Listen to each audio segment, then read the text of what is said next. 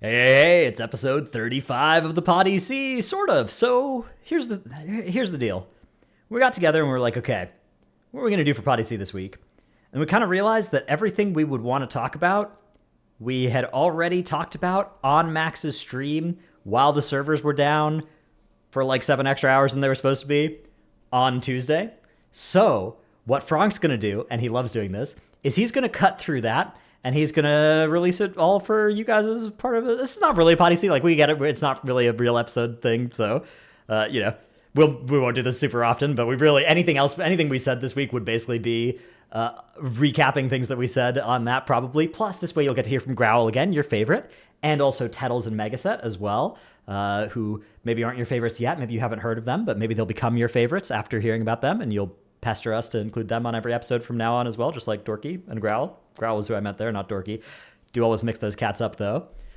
Anyways, before I embarrass myself too much further, I'm gonna let Frank get to his editing. We may stick an extra Q&A question that we recorded as well here as well, possibly. I don't know. Again, that's up to Frank, but if it doesn't happen, we recorded some Q&A questions for our Patreon. You should check out our Patreon, by the way, because in addition to whichever Q&A questions he doesn't put in this episode, we've also got a very good new drama story that we got sent in that we've responded to over there. That one's a doozy, so do go check that out. Links in the description and stuff.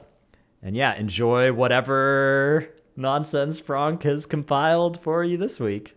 I never believed that developer RNG was a thing for having a good class designer, and having seen some of the stuff that's gone down this beta cycle, I'm now a believer in developer RNG. Ever since Mistweaver just randomly appeared as a class that they cared about, I'm like, wait a second. Dude, it's crazy. Yeah, right? Oh, that is true. Mistweaver, like, in the middle of Dragonflight, went ham. We got that more class changes. is amazing. We got more changes in Dragonflight in like the first half of it than we had in Legion, BFA, and Shadowlands combined. We got so much. I believe that, yeah. Well, also, I don't know how much of it is developer RNG as much as specifically Demon Hunter and Rogue were just like we keep going through this rotation of classes, and whenever they do the like retouch on a class, they're choosing like the one that's taken the longest, right? So they kept rotating through those, and just Demon Hunter and Rogue had the unfortunate problem of just getting reworked in season 3. So now they're just at the back of the list, and they were like, oops, ran out of time, have to tune now. And then they just get nothing. Reels did both of those classes, and I heard he got a promotion. Oh, is that actually what happened? Oh, the classic. Let's just name drop and blame devs. That should be good for them. The community will take that. Blaming somebody for getting a promotion at their job, like what the fuck, dude? It's clearly on Blizzard for not having somebody to go fucking work on that class. You are vastly overrating the intelligence of the average person. It's who would okay, don't slander a worry. dev on the internet. I know for a fact there's no Blizzard employees listening to this right now, so don't worry. You can say whatever you want. Yeah, it's a safe space. Yeah. So, Growl, who's your least favorite World of Warcraft developer? Yeah, just say their full name. All good. Yeah, say their actual name. Let's just get there. What about their Twitter handle, maybe? Wait, so does this mean that specs are probably not getting any more reworks? It's Let's do a dev tier list. Tuning. Yeah, right? I mean... Because we're pretty much at pre-patch, right? I mean, I don't think they were even going to do the enhanced changes that they did, like, last week. They even said, like, yeah, we'll work on you guys in a patch. We're running out of time. And then enhanced players just, like, lost their mind, and then they threw them, like, basically 5 lines of changes, and it was like, yeah, we, like, gave you, like, 3 or 4 spec points. Have fun. And then they were like, yay, this is good. Enhanced is amazing now. And then they were really happy. But, like, they weren't even going to do that. They just... I mean, I feel like they have to spend... the rest. Does anyone else feel like they have to spend the rest of the time until the expansion working on tuning? Tuning's like insane. It's insanely all over. It's code wrong. lock soon. I don't know, like, when there's a code lock coming up soon to where they can't actually change the functionality of how the classes work, right? Well, they can make. Okay, I don't know what the fuck you just said. Actually, what at that point? What are you talking about? What are you talking about? Tettles, what the fuck are you saying right now? It's a fucking code lock. Are you allowed to say that? Are you just saying words? Yeah. What are you... No. That's like a. So there's like a specific point in the patch where like all the tooltips are like locked, right? And I think the They can't pull the ripcord. The class's abilities are locked, and they won't change it unless it's on like a major patch update. That sounds turbo made up. That's okay. First of all, you might be right. I'm just like, that sounds like something that'd be true for, because I know with games that are on console too, they have to like make change. They can only make changes around like a console update. So like everything is super backlogged until you can do that.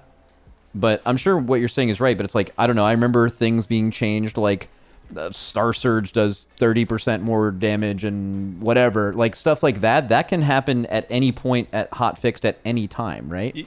Yeah, there's some stuff that can be hotfixed, but like in terms of like class design is more of like an expansion level or major patch level feature, whereas class tuning can be hotfixed. Oh, okay. So you're not I thought you were talking about tuning. That's where I was confused. Yeah, I don't think there's going to be almost any more design changes until the expansion.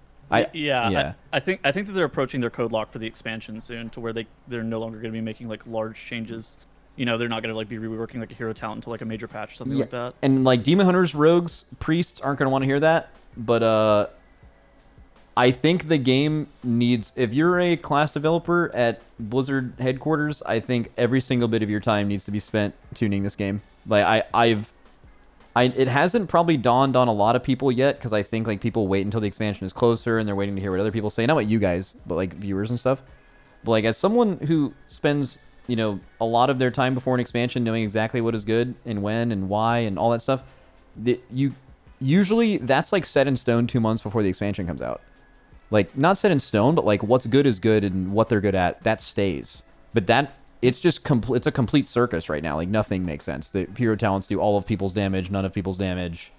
Classes are going to be nerfed, buffed, plus 50, minus 50% from what they are right now. No one could have any idea what is good or bad. Yeah, it's so weird.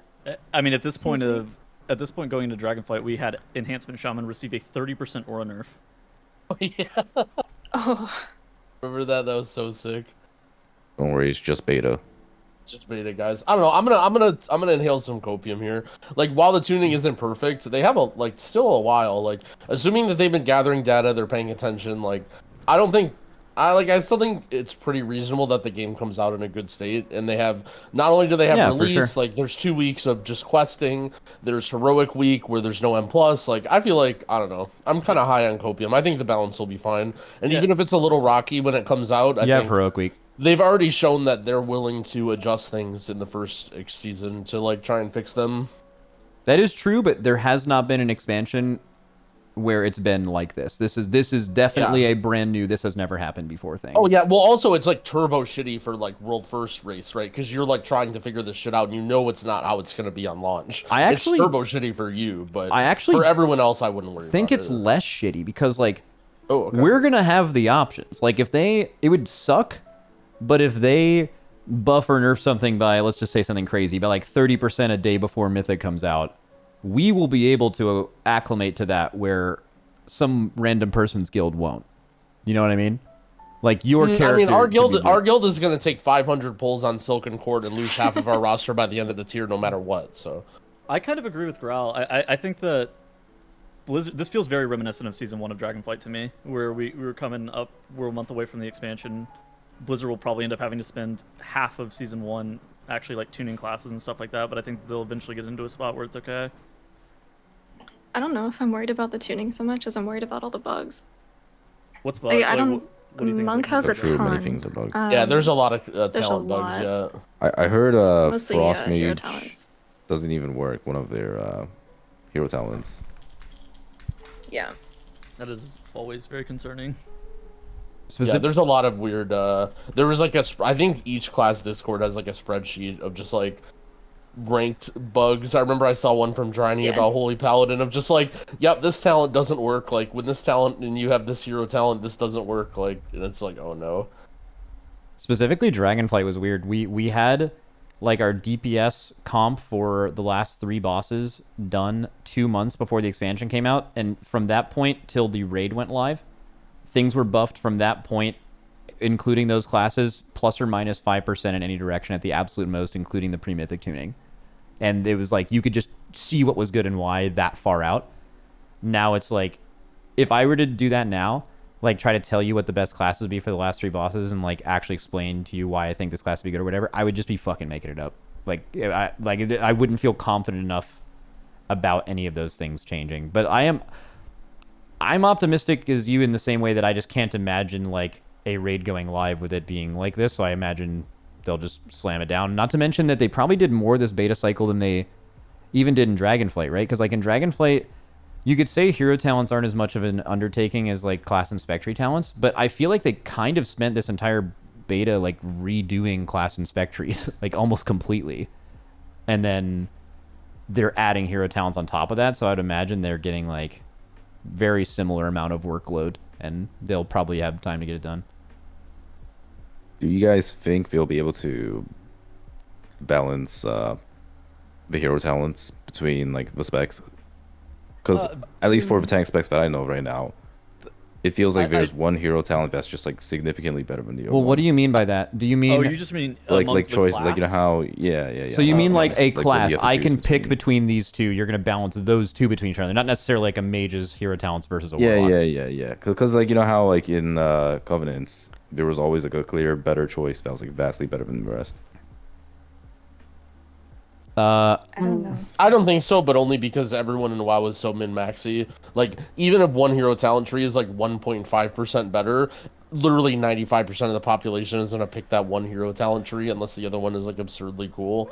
So like, I feel like it's hard for like I think that's a really tough goal. But I mean, if tank one, so like I think the most likely hero talent trees to see different choices are tanks and healers, because it's less about throughput and more about like how do you get through the situation. So to hear tanks are like, okay, we're not even picking the other one, that's a little bit of a red flag though. Like I feel like tanks and healers should have the most choice, right? Or you could, like, I'm looking at like Bear Tank for example, and it's like there's no world where I would play fucking Druid of the Claw. Like Druid of the Claw is fucking sick, but there's no shot I'm playing that when Loon's Chosen is significantly better. Well, Growl, like think about what you said, right? You said like or one of you said I don't like I tanks and healers if those are not balanced. But I could even see it being the other way, where you're like a paladin and you really love the healing playstyle of Herald of the Sun, but you're forced to play Lightsmith the whole expansion because it does big damage and you can give someone else damage too, right? Like that's kind of something we've interacted with before that could happen. I mean, there's like ridiculous ones. Like, isn't there one? I don't know. There's like a lot of like really secret, very good nodes in there. You know, like regrowth reduces damage that you take by 10% or something, or like I think there's one that like increases your fortitude health or whatever. Like there's a lot of really secretly OP defensive ones that I can see people taking only because it's like really good to live during prog and live during high That's keys. so stupid too. Like that they said that on an interview earlier. That was really dumb. There was an interview with Mr. GM and they were like we wanted to make sure these were easy to tune, so we made sure to add like a movement spell and a defense spell on top of like all of the offensive stuff. And I'm just sitting there thinking like, isn't that going to make it infinitely harder to like balance and tune these against each other? But either way, I don't know, look at Covenants. The first thing I go to is Covenants, right? You went into Shadowlands and you had 4 different Covenants to pick from, and the balance between those historically not very good, right? But like didn't Covenants have an infinite amount more going on, even including Dranos? Weren't you talking about this at one point where you were like what went into a Covenant was like what soulbinds, conduits were kind of whatever, but like there was so much more than there are with hero talents, and there's only 2 instead of 4, so it has to be not too hard to do. Yeah, I mean, in theory, it shouldn't be too bad, right? Like, the hero talents, you pick all of them. Only a few have throughput choice nodes. Mostly it's, like, random utility choice nodes. So, it should only add, like, 2 extra things per spec, but... Well, but a lot of them are they have the interconnected ability with to your balance tree, them too. independently of the 2 classes as well, or the 2 specs. Like Spellslinger, they were independently balancing it between Arcane and Frost. So I don't know. As long as they do that, like in theory, it's not that much of a undertaking. Like I think it's a smaller undertaking than Dragonflight launching with all the new talent trees, and it's definitely a smaller undertaking than the Covenants, but. I don't know, like from the beta so far, I think it's a case of like it is a little bit of extra work, but it's a question of like how much are they going to, like how high of a priority is it going to be for them that if 98% of enhancement shamans are playing totemic or whatever, how high of an importance is it going to be for them to go and buff Stormkeeper or whatever whatever the lightning one is? I mean, I feel like whenever they were looking at designing the hero talents, though, they you know, Totemic was designed for like enhancement, right, or whatever. I feel like they designed very specific hero talents for specific specs throughput wise, like the nodes or the abilities that they're using to proc those talents and stuff like that. I feel like we're pretty strictly designed for one spec. Some of them are, yeah. Like, I think there are a few where it's like, okay, this is primarily fire and arcane secondary, right? Like flavor wise, but I don't know. A lot of them are not. Like a lot of them, there are a lot of specs where it's like, oh, this one feels less like my spec, but it's better. I'm not too worried about it because, like, can't you imagine a like normal single target breakdown of a raid boss? You're used to what that looks like on Warcraft logs, where it just has all the bars. And like raid single target was really, really well tuned, pretty much all the way through Dragonflight. And can't you imagine that you could just see a bar, but not one for each spec, but also one for each hero talent in each spec? And I mean, if you're Blizzard, I feel like there's easy enough tuning knobs using that information and also their internal logging information to balance them at least and have the decision be a little bit easier.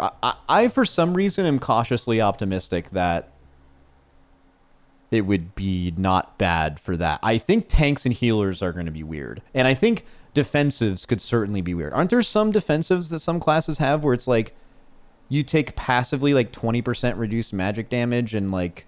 Oh, there's that one from Fatebound Rogue that is the most broken shit, where it's like their evasion makes them take 20% reduced magic damage and their cloak makes them take 20% reduced fizz.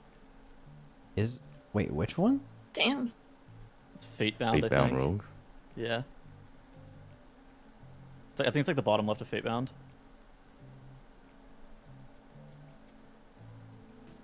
Maybe it's Trickster. Is that it's Trickster? One of the... Yeah, maybe it's Trickster. There's one that's in the Rogue one where you're just like... I know, I've read this before. I'm just trying to remember which one it is. I mean, DKs have... Bro, the fact that DK gains 5% passive DR and then up to 20 when they use their cooldowns, and they're already like unkillable, and they're also gaining insane movement, I feel like it could definitely be a situation where you have to play one of these things. Dude, this is gonna be so funny if we're like rogues are the most down bad about their hero talents and their spec trees, and imagine we're sitting here like with fucking 10,000. I did 10,000 viewers just being like, you know what's too strong? This rogue hero talent. That's gotta go. I saw a guy who's one of the main theory crafters for Rogue kind of talking about it. He's like, dude, sub's probably going to be strong tuning wise, but it's going to be just like completely awful to play. Oh, that's the one, bait and switch. There it is. Yeah, there it is. It's for Deathstalker. Yeah, the evasion becomes a 20% bark. It becomes like a bark skin against that's so most insane. damage. That is so insane. Insane talent. Like I just find I'm not like, oh, yeah, so funny that like, super broken defensive classes get more broken defensives than like the best thing that like a balanced druid could get, which is with the shaman changes recently. I think easily are like, you know how Hunter's last expansion graduated from that like super squishy class to like, okay, they have enough now, and they're still squarely in the we are not super squishy compared to every other class in the game thing. Shamans, I think recently probably graduated into that. They made like Earth Alley a little bit better. They gave Stone Bulwark Totem as like an absorb on themselves. They obviously still have Ankh. I don't know if they're going to graduate out of that, but it's going to be close. But like Druid Moonkin is still kind of squarely there, right? Like you have to go all the way into the Guardian side of the tree to get Oakskin for some stupid fucking reason. And then also all you get in your hero talents. I think the best thing is you can regrowth yourself and get... That regrowth one's not bad, but if you're playing a Loon's Chosen, which is like the highest DPS one, that regrowth one's not that bad. Like you get 8% DR whenever regrowth is hots on you, but the alternative is. Isn't that like kind of the same argument as when people tell you to just go in bear form though, where it's like, yeah, lose a global to just do this and then lose a global to go back. I mean, casting a heal on yourself when you wouldn't otherwise be doing that to get a defensive when other people are getting it for free still does feel bad. But I mean, being able to get a 8% DR on demand is definitely not bad. That is strong. Wait, what is the defensive on this one even? It's the top right node. It's like 3% massive magic damage or something. That's not bad either, right? Yeah, it's fine. You know, whatever the alternative is, 20% DR for magic effect, or you press your evasion. Yeah, I guess that's true. Like, if the really broken classes are... That's kind of how it works, right? If the really broken classes are getting even more tanky, then, like, you getting tanky, if it's not at the same relative rate, you are still becoming weaker because the game is going to have to challenge you by trying to kill you somehow, and you're just going to fall behind. I think they should have done massive defensive pruning and utility CC pruning across the board. Oh, you're going to get a retweet from everyone in this chat about that. I haven't spoken to Megasett about that, but I know everyone else here strongly feels that the defensive problem in this game is very, very massive. Yeah, I think they even mentioned in an interview. They were like, we are aware of the community's problems with this. Well, I'm not like saying the community thinks it's a problem, but they're like, we're aware that this is potentially one of the issues with this and is a problem, but it's not something we're going to do going into the War Within, but it's something we could even do mid-expansion. It seems kind of like way too massive of a thing to do mid-expansion, but they have introduced an entire new fucking spec into the game mid-expansion, so I think my gauge on what they're willing to do or not do is off. Have you done a bunch of beta dungeons, Max? I've probably done 10 or 15 at the most, so not a lot, but I've done them all. They've changed basically every single ability. Whenever you press a stop on the mobs, they just automatically recast every single one. Yeah. One of the worst changes I've ever seen. It is so bad.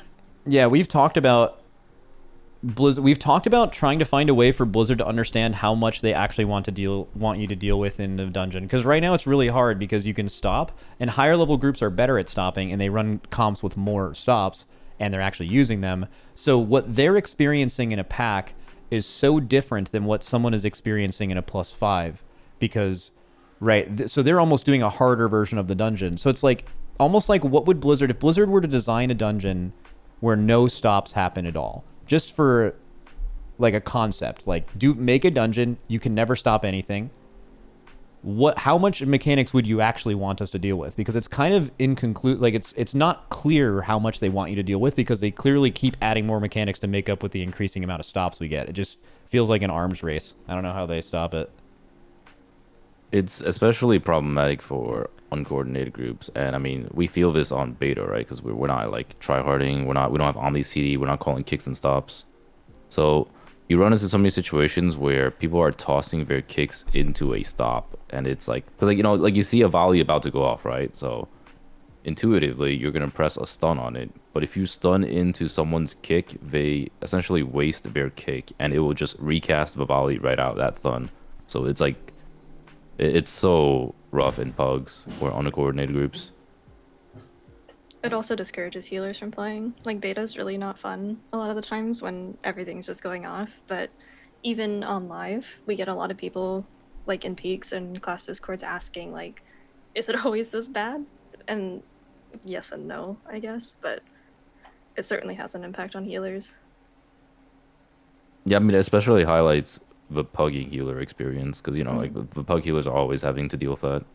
I wonder when they made that stop change, I wonder if that was I think they even said this, they were like, it's going to remove an importance on stops, because stops no longer are like a solution to a cast. You're going to have to deal with it eventually, but it's like, it almost makes stops more important by doing that, because you can just kind of keep delaying it. And maybe they're like, okay, well, you're going to have to deal with this. But then isn't that weird that they're like, okay, you know what? We're going to do this expansion. We want stops to not really stop the things from happening, but then doing that at the same time is also increasing the total amount of things that are happening in general. That's kind of just like one massive change all at once, right? Or maybe the way they're thinking about it now is, hey, for high keys, you no longer have affixes, so we have to add something in the key to make that difficulty there somehow, which, I mean, obviously some people in the community would disagree with that line of thinking, but I just wonder how much of that plays into it too.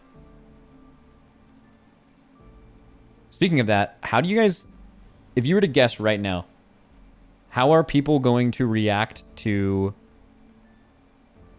how high keys, they're developing for high keys for the first time, right? We're here, you guys. No more push weeks, all that stuff. No affixes, whatever. How do you guys think that's actually going to go? I think it depends. So, like, here's the problem, right? Is, let's say people play less of the season, right? Like, the game is sort of like how it was in Season 4. You gear up, you get your cool items, you push where you want to, and then you quit, right? Like, is that better or worse if you're only playing for 1 month or 2 months out of the season versus playing 4 months? I mean, a lot of people would say that's better. And, like, if you're an Omega Sweatlord and you want to play 1 month and then push, and then you're like, this isn't enough for me, well, there's TGP and there's MDI literally every single season. So, I mean, like, I think the section of people that it's really bad for, I think, is small. It's mainly the people who want to play all season but don't want to do MDI, but do want to do high keys and play for like 6 months, which is like, I think not that many, but I think also those people will just play no matter what anyway. I don't know. I'm kind of optimistic about it, but I do think we're going to see participation numbers drop off quite a bit, especially if like, so the big talk today is Now posted that image where he calculated like how many keys you're going to need to do to max out your thing. And like the big alternative is, okay, well now you can play alts, right? But if they make it so you have to do a lot more keys to gear up your alts, I feel like the most important thing with this system, I think, is that they make it very, very alt friendly. So that if you're a person, you play WoW, you play for a month, you get to the IO that you're happy with or whatever. Like, if you still want to play, you can make a mage, you can make a monk, you can make a whatever, and then you can push up again. And the alt process should be quick and it should be fun. I think that's the most important part for the changes to M+ right now, is that gearing up alts at M+, if you already have a geared up character, is quick and easy and painless. Well, I feel like Go ahead, Dorky. My theory is that they're trying to go for an extremely seasonal model where, like, you're rotating between retail, SOD, Cata or Mob eventually, and then, you're just, like, going between the modes. Because they've sort of, like, captured the WoW players in a WoW bubble, or, the WoW ecosystem. That's kind of been, like, their thing. They've been doing that for a while, though, right? Like, I feel like that's been their plan for I would years. say that's how the majority of people play the game anyway. Correct. Like, we are the minority of the people that want to play for 6 months every patch. The sub chart showed that. Like, I don't know if you guys saw that information where they, like, showed at some convention, they showed, like, how the sub line and, like, all the releases in the past, like, 10 years or so. And, like, if there was anything that was clear from that, it is that a large majority of WoW players play both classic and retail, and they do like the 2 months of one, and then that's why those staggered releases happen, because just a crazy large amount of people are doing all of it, and they are rotating like that. But isn't this thing kind of misleading? Like, I looked at this earlier and I was like, holy shit, this sounds bad. But, like, I think the thing that jumps out initially is, like, the number of crests to upgrade. But then you also look that you're just able to upgrade more eye level. Yeah, I wasn't really sure. I wanted to ask about that. So is that saying, like... So right now there are items in the game that are, like, very rare, quote-unquote, or whatever, right? Is that what that means? Like, you can upgrade every item to very rare? Or are they changing the way... Myth is up to 6 instead of 4 now, so... Yeah. There's 2 extra tracks. So it's just basically like where you would normally upgrade to the 4th of Mythic Track. There's just 2 more extra things, and that's where the extra aspect crests are coming from. So what does the last boss drop? 6 of 6? No, yeah, 4 of 6, and then 6 of 6 for the very rare. Yeah, but okay, so you can basically upgrade every item now as if it's a very rare item, or as if it was correct. Like, so when we had what was it called, the bullions or whatever, the items that would go to 14 of 14 and some would only go to 12. It's basically now everything goes to 14 of 14. I mean, to me, that's kind of a dub. M+ gear out of the vault always drops at 1 out of 6. So if you ever have to take an M+ slot, it always drops at 1 out of 6. Whereas some of the raid gear is going to give you a slight discount. Well, I think I thought if you did like a +10, it's like a 2 or a 3. No, it's a 1 now. No, it's a 1 now. Always 1 now. Okay. Yeah. So one thing that I think is definitely a thing for this, and it's actually a current problem in WoW, which is like current retail, is playing your main. As long as you're catching up every week, you never feel behind, and it feels manageable. Or even if you were to start a new alt 1 or 2 weeks into a patch, you're like, okay, I can get caught up, right? I think the big thing is when you started a little bit later, and that's when you're looking to play an alt, right? You're like, okay, I've kind of done everything on my main. I'm looking to like go deep into an alt or something. And then you stare down the barrel of what you're looking at right here, and you're like, oh, I'm not going to do that. That's the problem with the extra upgrade tracks, is like, you're just going to look at that as an alt and be like, this fucking sucks. But I feel like as a main, I don't think it changes that much unless you are someone who purely Mythic pluses. If you're purely Mythic plusing, I think this is definitely a bigger gap before, because I think the only way you can get Mythic track items if you only Mythic plus is you can get 1 a week, and it's going to cost you more upgrade things to do it because you can only get 1 a week. But also then that's like a bigger conversation of like, if you were to just only raid, your gear would suck. And if you were to only Mythic plus, your gear would suck. They kind of want you to do gear for both, but they certainly increased the gap for just Mythic plusing, right? Isn't that the way to look at it? Yeah, 100%. Because like, if you're someone who only unplus, you're not going to be able to get the free upgrades and you're gonna be way more limited on crests. It's gonna be especially noticeable later in the patch. Profession gear's a lot worse too.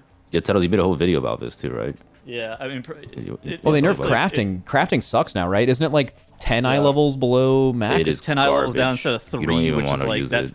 I mean, you're just never wearing that shit anymore. Well, it's kind of interesting though, because early season it's still not bad, right? Like crafting an item early in the season still isn't that bad. It just won't be Abyss item now that you. Well, need you to still need craft, 2 right? embellishments. So. Well, right, but you won't be gonna crafting in every slot. Well. Yeah.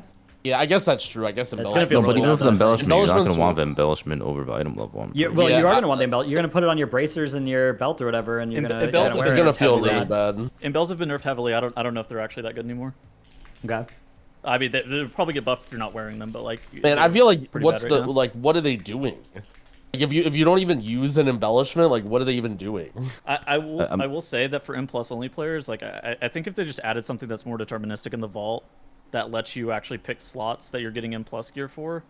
That way you're not just like completely bricked on your vault and not being able to get any myth track gear. That would be nice, because it's like some people are like, oh yeah, you should actually just whenever you do a +12, you should get myth track gear dropping from Mythic Plus, and I just think that that's completely outrageous. That would be so silly, but with there should be something with else. warbands like seemingly like streamlining the alt process more, this should theoretically be easier. Like, I would think it's, in my opinion, it's a failure of the warband system. If you play your main for 4, 5, 6 weeks, you feel like you're in a good thing, maybe you want to start an alt, and it's no easier than it is now, and every upgrade you do on your alt is the same cost. You can't send them any warbound crests or warbound mythic track gear or whatever. Like, in my opinion, that would be a failure, because I think that's one of the biggest problems currently with this entire system, is just why does it cost your alt months into the patch the same track your main went down, and it takes that long to... There has to be a discount on upgrades, or like an increase of crest gain somehow, or like is it possible, as anyone who's played a lot of the beta, is there warbound like mythic track there is gear? warbound gear, but it's not. It'll never be It's myth track. beans. It's It's always beans. a lower track It than is whatever the non-warbound is. So it's like It's it'll like champion track. Or so some it'll shit, help like you track. get at a basic level faster, but it's not going to allow you to like... And this is also a difference in perspective. This is actually usually where we lose a lot of people, because like we have a very unique perspective in this call, where it's usually like a lot of us aren't going to have fun playing an undergeared character in low level content, right? The way you have fun on that new alt is actually having it at high gear and then doing higher level content. Is that correct with everyone in here? Usually that's the case. Yeah. Okay, so like... That's actually something we talked about in PoddyC too, yeah. Yeah, like we view the entire process of gearing your character as a chore until you get to the top, and you're able, and then playing the game is the reward. That's what you want to do. And like the road to get there for us is so long. Now, I don't want to have that be lost. A lot of people in chat are like, that goal of playing a new alt and like doing lower level stuff and getting it up there, like that's part of the part that makes you have fun in the game. It is just a unique thing with us where like we're kind of completely disregarding that. So I think that applies to just more people than just the very, very, very high end. I think some people want to be doing at least like decently like heroic raid or something a little bit higher than that. And maybe that's not going to get solved for us, but I wish there was a way for that to be the case, because I can tell you myself in season 3, I like play my Demon Hunter for a lot. I was so ready to play my alt, and then I looked at like the catch up, and I don't know if other people have gone through this, but I would have played the patch longer if there was even somewhat of a cheating, like a cheat method to get that alt a little bit faster than your main. But I just ended up playing the patch less, because you look at the road you have to go down, like with this picture, right? Like imagine you look at the amount of Mythic Plus and raid bosses you need to get to where you want to be, and it's like, I mean, there's just no way. I'm just not even gonna log in, right? Yeah, I mean, to take the other side, sort of what you were saying though, like, I don't know. To me, gearing up a character, I would say for a majority of the people is playing an alt. Like to me, for instance, when I made my mage, now I'm a little bit special. You know, I don't play DPS at all, so like, I feel like the whole time I was gearing, I was still getting better. Like I got to the point where like I was near close to max gear, and relative to the people that I was playing with, I still sucked. And like, but at the same time, once I got my character to max gear, it became a lot less fun for me. It was still fun to play, but I feel like gear is one of those like kind of weird, like you think you do but you don't / cope areas of like, while you're gearing up your guy, you're like, oh, you're coping. You're like, oh, I wish I had this better gear. My damage is shit because I need gear, blah, blah, blah. But then once you get the gear, you're like, okay, well, now I'm kind of done playing. Like, do I really want to sit here and grind out my character and like get way better to go from a plus 14 to a plus 18 when it's already your ult, right? Like, we're not talking about your main. We're talking about your ult. Like, how many people are there really who have a second and third character who are full max bis gear and progressing through like title level keys? Like, Very few, I feel like this is a little bit of a, I get that people want to, like, I do agree that gearing up ults should be fast, but at the same time, like, for me, gearing the ult was the fun part. Like, getting an item from the end of the dungeon chest is fun. And as soon as I stopped getting upgrades from my vault and I stopped getting upgrades from end of dungeon and I stopped being able to like get anything, playing my character got a lot less fun. Well, I have a question for you then. So one main thing that this graphic is telling us is like, for any character, alt, main, whatever, the road from the beginning to the end, the beginning being the start of the patch or whenever you play the character, and the end be your character is bis or basically bis or fully upgraded or whatever, right? That road has been extended. And I wonder if it's for that exact reason, right? Like when you're playing a game, let's say you like doing dungeons. For almost all players who are going to get obsessed with WoW or RPGs or whatever, you're going to have more fun in that dungeon if you're not just playing for the love of the game, but you're also like progressing your character in some way. You're pushing a bar, you're gaining reputation, you're gaining eye level, you're gaining crests. You're in, not only are you playing the game, but you at the same time are like progressing your character. That is the feeling that MMOs love, right? So they're extending that by probably, am I reading this right? By like at least like a month, right? Like you're gonna, like the whole, you know, the feeling when you finally spent your last aspect crest in your bis, that feeling in season 2 and season 3, season 4, whatever, like that moment is going to happen way later into a season because of this upgrade thing. It's like 2.5 months if they go back down to 60 crests per week. Yeah. So which is that a long time? That's what I wanted to ask you, Growl, just off of that entire thing. Is that a good thing? The balance between, go ahead. It's hard because there's two different types of game and like two different ways that you're enjoying the game. And WoW, it has both of those, right? Like you can be fully maxed out in gear and there's still really, really hard stuff to do and a huge level of progression at max level gear because of how difficult the game is and how much like min-maxing there is to do, right? And for someone who plays at a competitive level, like, you know, now or you guys, that's where the game exists. The game exists, okay, I'm max gear, let me level up my skills and get better and learn the encounters. The game doesn't exist there for everybody, and other people like to gear up as well. I mean, it's hard because it's both. Like, give me a game that's really super grindy, infinite Azerite power, all that. I enjoy that too, but I also enjoy just skill-based endgame with equalized gear as well. It's really hard because WoW tries to do both, right? Like WoW does have the gear curve where you're trying to like gear up and make your guy stronger and appear to the more casual, like I'm only playing for a short period of time.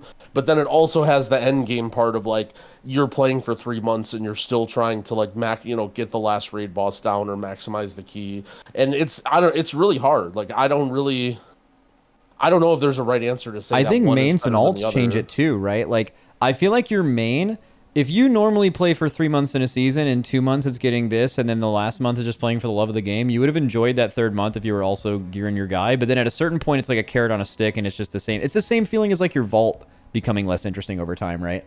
Like, yeah. I just, like, I wonder if extending the, like, for example, would the season be better just in general? This is kind of a weird way to look at it, but like, if you were excited to look at your vault for an extra 3 or 4 weeks than you do right now, would that just... Did you like Titanforging, Max? You're right. This is the problem, right? Is now we're seeing there are parts of Titanforging that are good, but yeah, right? Like I think in general, Titanforging, we're seeing Azerite power. Like while we don't love those systems, like this is the downside of having none of that, right? The downside of not having any replayability or any RNG is that over a certain amount of time you're just done and there's nothing more to gain. And like, you know, this is I don't really have an answer if it's better or worse, right? Well, I think it's a huge difference talking about like a main versus an alt. It's way worse for alts, I think. Yeah. But I think your main, as long as you're caught up every week, I think as long as you're playing the game, no matter when that is, I think you're just going to enjoy playing the game for longer in the season. I'm actually interested in Dranos. What do you think? What do you think about this? Yeah, I mean, I think it's going to feel better for mains because, again, you're that feeling of like, oh, now I'm going into raid, but there are no more upgrades for me, is going to be later or not at all. I don't know. For alts, I think that it's like a little, even if you're somebody who likes the process of gearing up an alt, when that road is this long, when you're looking at it at the start, I feel like that's going to be pretty intimidating for. I think there are a lot of places. It's tough. Like I agree that Growl's right that there are a lot of people for whom it wouldn't even be a problem at all, right? Like they don't care about how far they are from being complete. They just like being able to do stuff that gives them rewards. And I've definitely played alts where as soon as I stopped needing, aspect crest or whatever, I stopped playing them. Tacking onto that a little bit, I think that it's like if they design the content to be really good, people will play. Like I don't think that you have to like always have this like. I mean, I do think though that there is a length or an amount of gaming that can be required for a fresh alt that does stop people from creating alts. Like, it's tough because this is not a great example, but you guys remember in BFA back when you had like a 3-month grind to get your corruption resistance back. That was so troll, like on a new character or whatever. Vision spam. Now that was a time gate rather than just just like a lot of runs needed, which is a different thing. The fact that it was like straight time gated, because this you could grind out in a couple days in theory if you just only did keys, 24/7, right? But like still, I think there is an amount of grind that is too much for. And it's just that line is at a different place for different people, and there are a lot of people that it doesn't exist for. But I feel like this current amount is too much. Like, I don't think it's that far over. I think if they just made it so you got like a little bit more crests every week, that would go a long way. Delete the crest reduction when you deplete a key. That part is egregious. There's also a difference in getting gear. Like these two things are not the same. They're both improving your character, right? One of them is looting this item you really, really want, and the other one is just spending aspect crest to upgrade a piece of gear you have. Right? Right, yeah. So like you're gonna that is a lot less dopamine. Exactly. Right? So like you're gonna be done. You're probably just assuming things are the same. It's gonna take you the same amount of time as it did last season to get all the things you want. I don't think anything's majorly changing in the game there as far as like getting the items you want from Raid or Mythic Plus or whatever. It's just gonna take you longer to just upgrade them all. So I feel like it's not necessarily gonna be extending the dopamine feel of the season. It's more gonna be like at a certain point, it's just you're logging in to look at your vault. I mean, you might be logging in to play the game. That's kind of a static, just ignoring that. You're not really getting the dopamine of looting new items. You're just spending the aspect crest to make your eye level go higher. So it's like eye level increase simulator after like 6 weeks. And it's just that is being extended, not the gearing acquisition, right? So like, I don't know how much of it will feel good with that. Like you could even extend this. You could use the argument of extremes, right? Season 2 is probably a super extreme, right? That was the shortest it will probably ever take to get like Biss, Season 2 of last expansion, Dragonflight.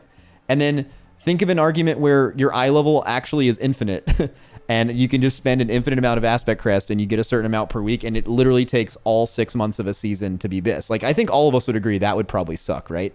God, I'd hate that. I mean, I'm going to come back at you and say that I think suck is like an interesting term, because I think there's a world where that's actually super fucking fun. Like, if you're really enjoying the game and you're playing keys and like you're constantly going ham, like, I'm not saying this is for everybody and this is for all the time, but I'm sure everybody has known a time in their life when they played some sort of RPG or like MMO that was really just grindy, but when you're into it, like, you're into it and you love it. So I don't want to say that, look, I'm not advocating for that at all in WoW, but I'm just trying to not shoot down the merit of like making the treadmill super, super long and always being able to power up your character can be giga fun. It's just not really the type of game that WoW is right now. Yeah, that's fair. I think that would be maybe a disliked change. Like, this is the reason I brought up that extreme was just to talk about the correct choice of how long it should take to fully aspect upgrade your character is somewhere in the middle of right away and at the very end of the season. And the question is, they've moved it closer to the end of the season, and is that a good thing, right? Just make it progressive. Like, as the season goes on, you get more crests from doing dungeons. I also think it's really weird that you don't get aspect level crests from the end of like heroic raid. That seems to me like super kind of true. Weird that it's only from mythic. Especially since you're able to get it from like a 7. Well, yeah, man, yeah. Like, think about the difficulty of a heroic end boss versus a 7, right? Like, clearly, that's the reward game there is off. Yeah. Yeah. I think that suggestion of increasing crest gain later in the season is actually huge, I think they should learn from that, because the biggest problem, the counter argument to what I'm saying about like gearing up an alt, when it's 3 months into the season and you have some stinky low item level DPS guy, it is so beans to try and find a group. Like when you're just some low level DPS, like you're just sitting there, right? Why? Because everyone who's doing a +8, there's already people who are max item level who are just doing their weeklies, right? So you're literally competing with people at max item level, even if they're just like, you know, whatever players, whatever IO, like it's impossible. So I feel like while if you play like a healer or a tank, it's like not really that bad to play alts, but yeah, I think like 3 months into the season, like having it a thing where like on the 0.5 patch, you just like crank up the aspect crest and everybody just gets like 3 or 4 times more aspect crest, and you can just Wait, like but gear what up is, really doesn't this fast. defeat the whole purpose? I mean, you were literally just saying how like you're gonna just get bored when you max out your character. I don't understand.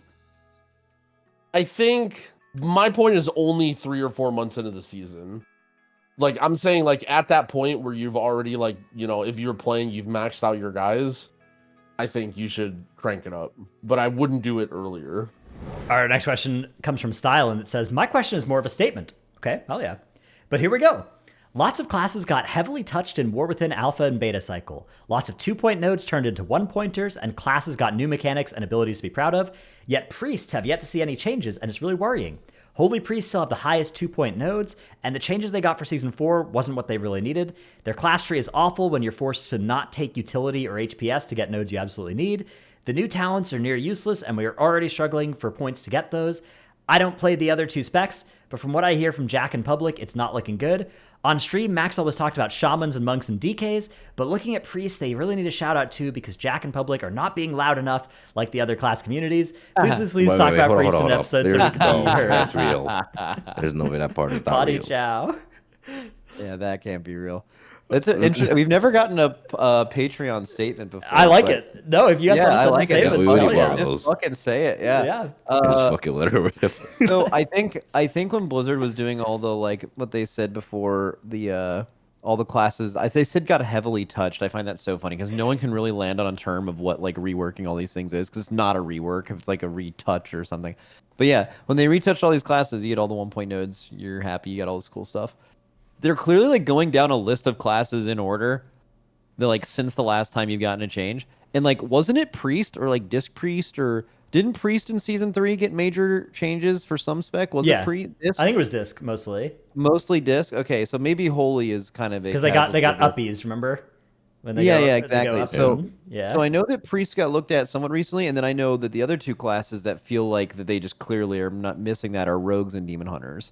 But Rogues and Demon Hunters, the last time any content was released was the class that got the brand new thing, and they were super OP and they had the best trees, and then now they've just done every other class in the beta cycle, right? So if there's any good news for you is that like this has kind of been going in order of these classes for like 2 or 3 times now. You're next, if that is of any consolation. Like this, you know, clearly they were one by one classes removing this, all these nodes, and then they ran out of time, and your class was just one of the next few up. So first patch of the expansion, right now you're in pain, but maybe in the first half patch of the expansion, now you have the literal best trees in the game, and all the other classes are mad that they don't have the one that you have, just like you are now, right? And just how they were in Season 3. So, yeah, get owned. I don't know. It happens. Yeah, get owned.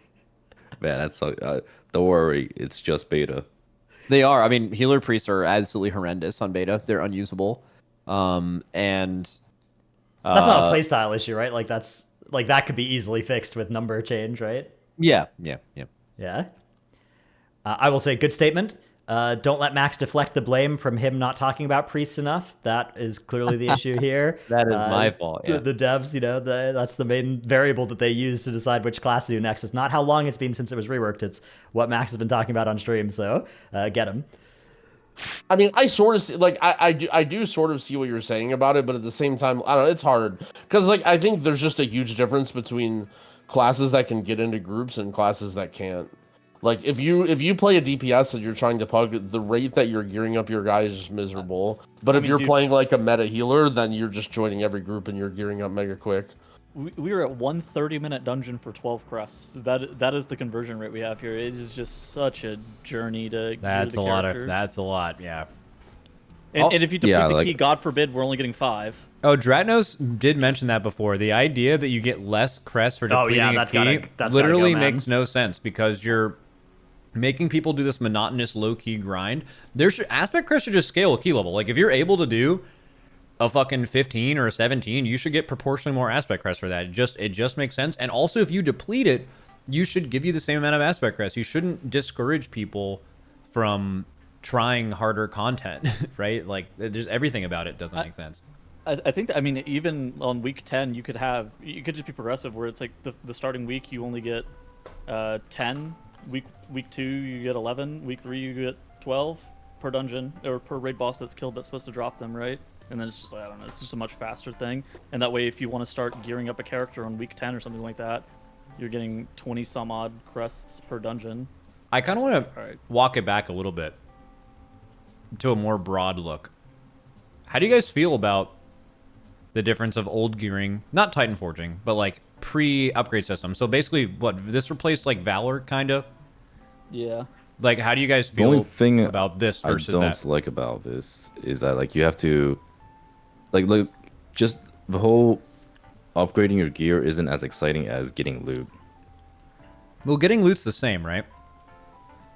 No, not really, because, you know, dopamine's way down. You never get a Titan it's very Forge. different. You never get some crazy Oh, no, you're piece. right. Like, it's always just, you know, oh, finally after 20 runs I get the base trinket of the trinket. Like, it's a different feeling of looting a 489 item than looting a 476 item and knowing that it will be a 489, I guess. That too, for sure. Like, I know Mythic Raid, like, not caring what boss you get it from, it's like all the same is really weird.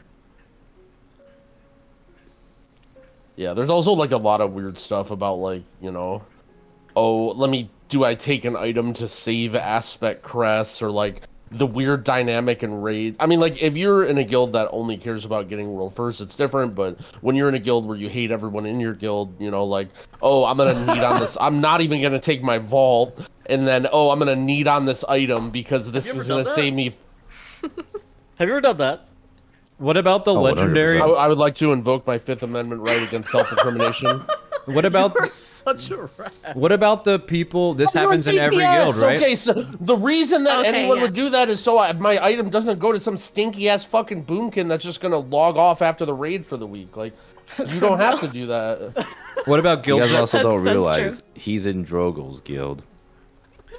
What about guilds that run alt runs? Drogo. What about guilds that run alt runs where you put a lot of effort into your alt and run a bunch of Mythic Plus, and then you start your alt raid, and obviously the best piece of gear to to progress farther is to give it to the person that spent no time, and that's the reason. That's not even alt runs. Like, a lot of guilds, that happens in the main run as well, where it's like, you know, like start of the expansion, right? Think about like September 20th or whatever, when a lot of guilds get into Mythic for the first time, or they're doing their heroic clear for the first time, and you've got like 10 people that do M+ and 10 people that don't, and the people that don't do M+ have much worse gear, so they get all the upgrades.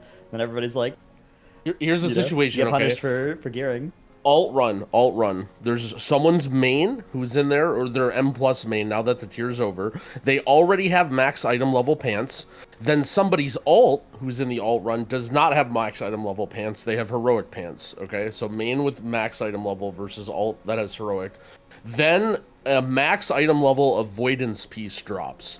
Who does that go to? The main, who only needs it for the avoidance, or the alt that is in heroic pants? Probably depends on your guild and your goals.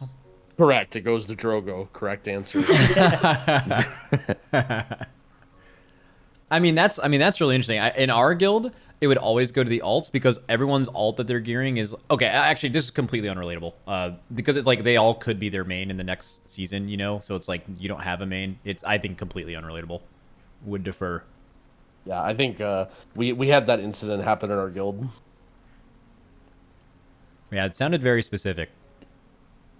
Oh yeah, that was a hypothetical thing. Because I mean, part of your job in a guild is making sure that everyone's happy, right? So like, even if it's the numeric, not in Drogo's, the numeric best decision could be to give the piece of gear to someone who it's going to make your raid better, but also like, is that other person going to quit the guild or like start a coup? Actually, so we didn't know at the time.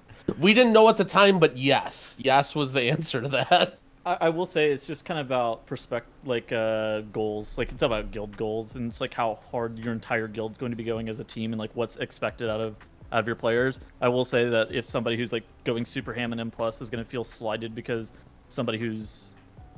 they're over putting in effort, and somebody who's like, you know, putting in the expected amount of effort is then getting gear. If they're going to get mad about that, they probably should just like go in a more hardcore guild anyways. Yeah, you're but never going to satisfy this. I think I can understand why the raid leader would give the item to the alt, but if you're the person who's alt and someone wants that item, I think you should just give it to them anyway. Yeah, that's a good point. Like, the raid leader makes the best decision for the raid, and then the other person makes a decision on their conscience, and then that you have to sleep at night knowing that you have those avoidance pants, and that person might be dying on their Shadow Priest in a 19 Brackenhide because of you.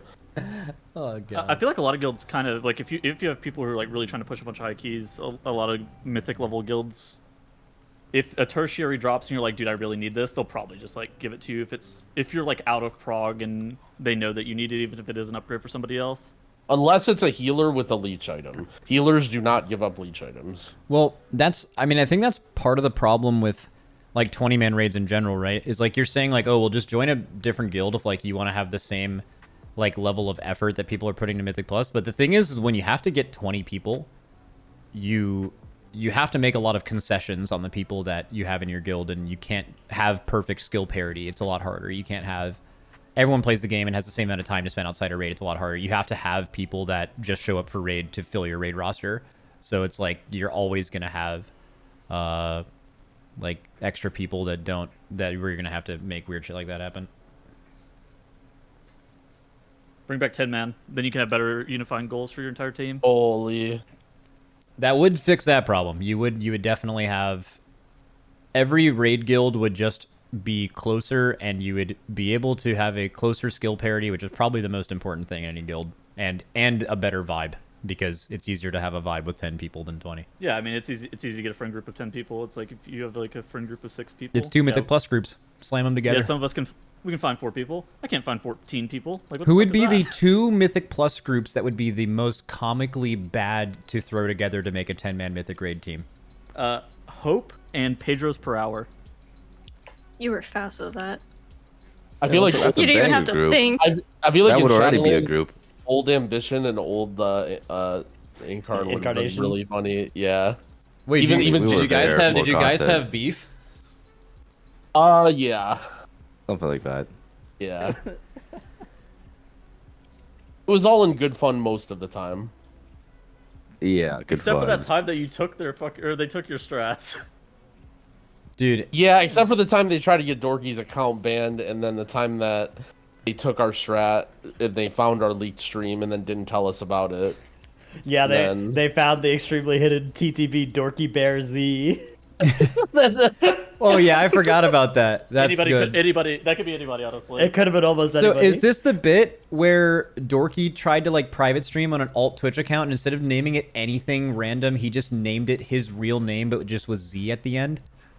Yeah. That was okay. To be clear, that was not the one that they found, but that was an incident where Dorky did that, and then he had viewers, and so, but he didn't realize it because he wasn't watching his stream. So then one day he's like, "Hey, look at this poll. This is how we got to do it," and he links the clip in our secret Discord, and we see his Twitch name, and we're just like, "Dude, why is this your Twitch name?" So then we click on his profile, and he just has like 3 viewers in his stream, and we're like, dude, you just have viewers. And then we looked at his clips, and one of the clips was like a secret poll that we did that we cooked up, and it's just called like Big Poll, and it's just clipped by some random guy, and it has like 40 views on it, and we're just like, dude, what is this? I mean, that makes no sense, because like if someone's looking for Dorky, a lot of people don't use their follow list. They'll just like type. I type it in. Yeah, you'll type the name of the person you want to go to their stream, and it's just like, oh wait, Dorky's not live, but somebody named Dorky Bear Z is. That's weird. Let me click on that. Yep. Well, That is, I people try to presume find my exact- stream like that. Yeah. What's the drama with them trying to get him banned? I don't hear about this. If it's too spicy to tell on Might be stream. too spicy. It's not that. It's not that spicy, but you know, there was a period where Prot Warrior was very good, but we were bear, and we were trying to figure out how we could play Prot Warrior. We'll leave it at that. Oh my god, there's no way. Can I ask why you guys don't just record through OBS? Does it just make going through the VOD easier, or? Well, wouldn't that be like the real- extremely storage intensive? Private streaming to Yeah. YouTube is the meta. That's The private stream to YouTube is 100%. The problem is then you Yeah. get then you have the now incident. But Yeah, yeah, exactly. it's You mainly, just gotta Go make sure wrong that you before. don't. it's mainly just because like you don't want to have to dig. It's just easier to dig through when it's like not on your computer and you don't have all the storage stuff. Like even Yeah, for that my makes sense. 0 to Hero series, I just live stream everything and then download it later. Actually, for some of them I do, not all of them. Yeah, I'm pretty sure Dorky got a warning on his account on YouTube. I got a warning on my account and now got his account banned, all from private streaming. I've on lost accident. 2 YouTube accounts already. What? Two? How? What were you? What did you? I have stream no on? idea. I legit have no I idea. have no idea. So, Were you streaming copyright Yeah. content? What were you doing? no, I don't know. I wasn't doing anything. Didn't do nothing wrong. But so I started streaming on Kick instead. So like all my private VODs for TDP are on Kick. Kick.com/Dorky Fuck you, bad. Bear Z. Wish... Good plug. Dude, what did I just come back to? What the fuck are you guys talking Dorky's now gonna start streaming on Kick because he's got his YouTube accounts banned twice. His private YouTube streams. Wait, what'd you do? Did you fucking... Did you I hit didn't up... do nothing. Did you go to the hub? No, I didn't do anything. Yeah, that would happen. Because Dorky does... I don't know if you guys are aware of this. He's, 100% of the time he's doing Mythic Plus, he's fully naked.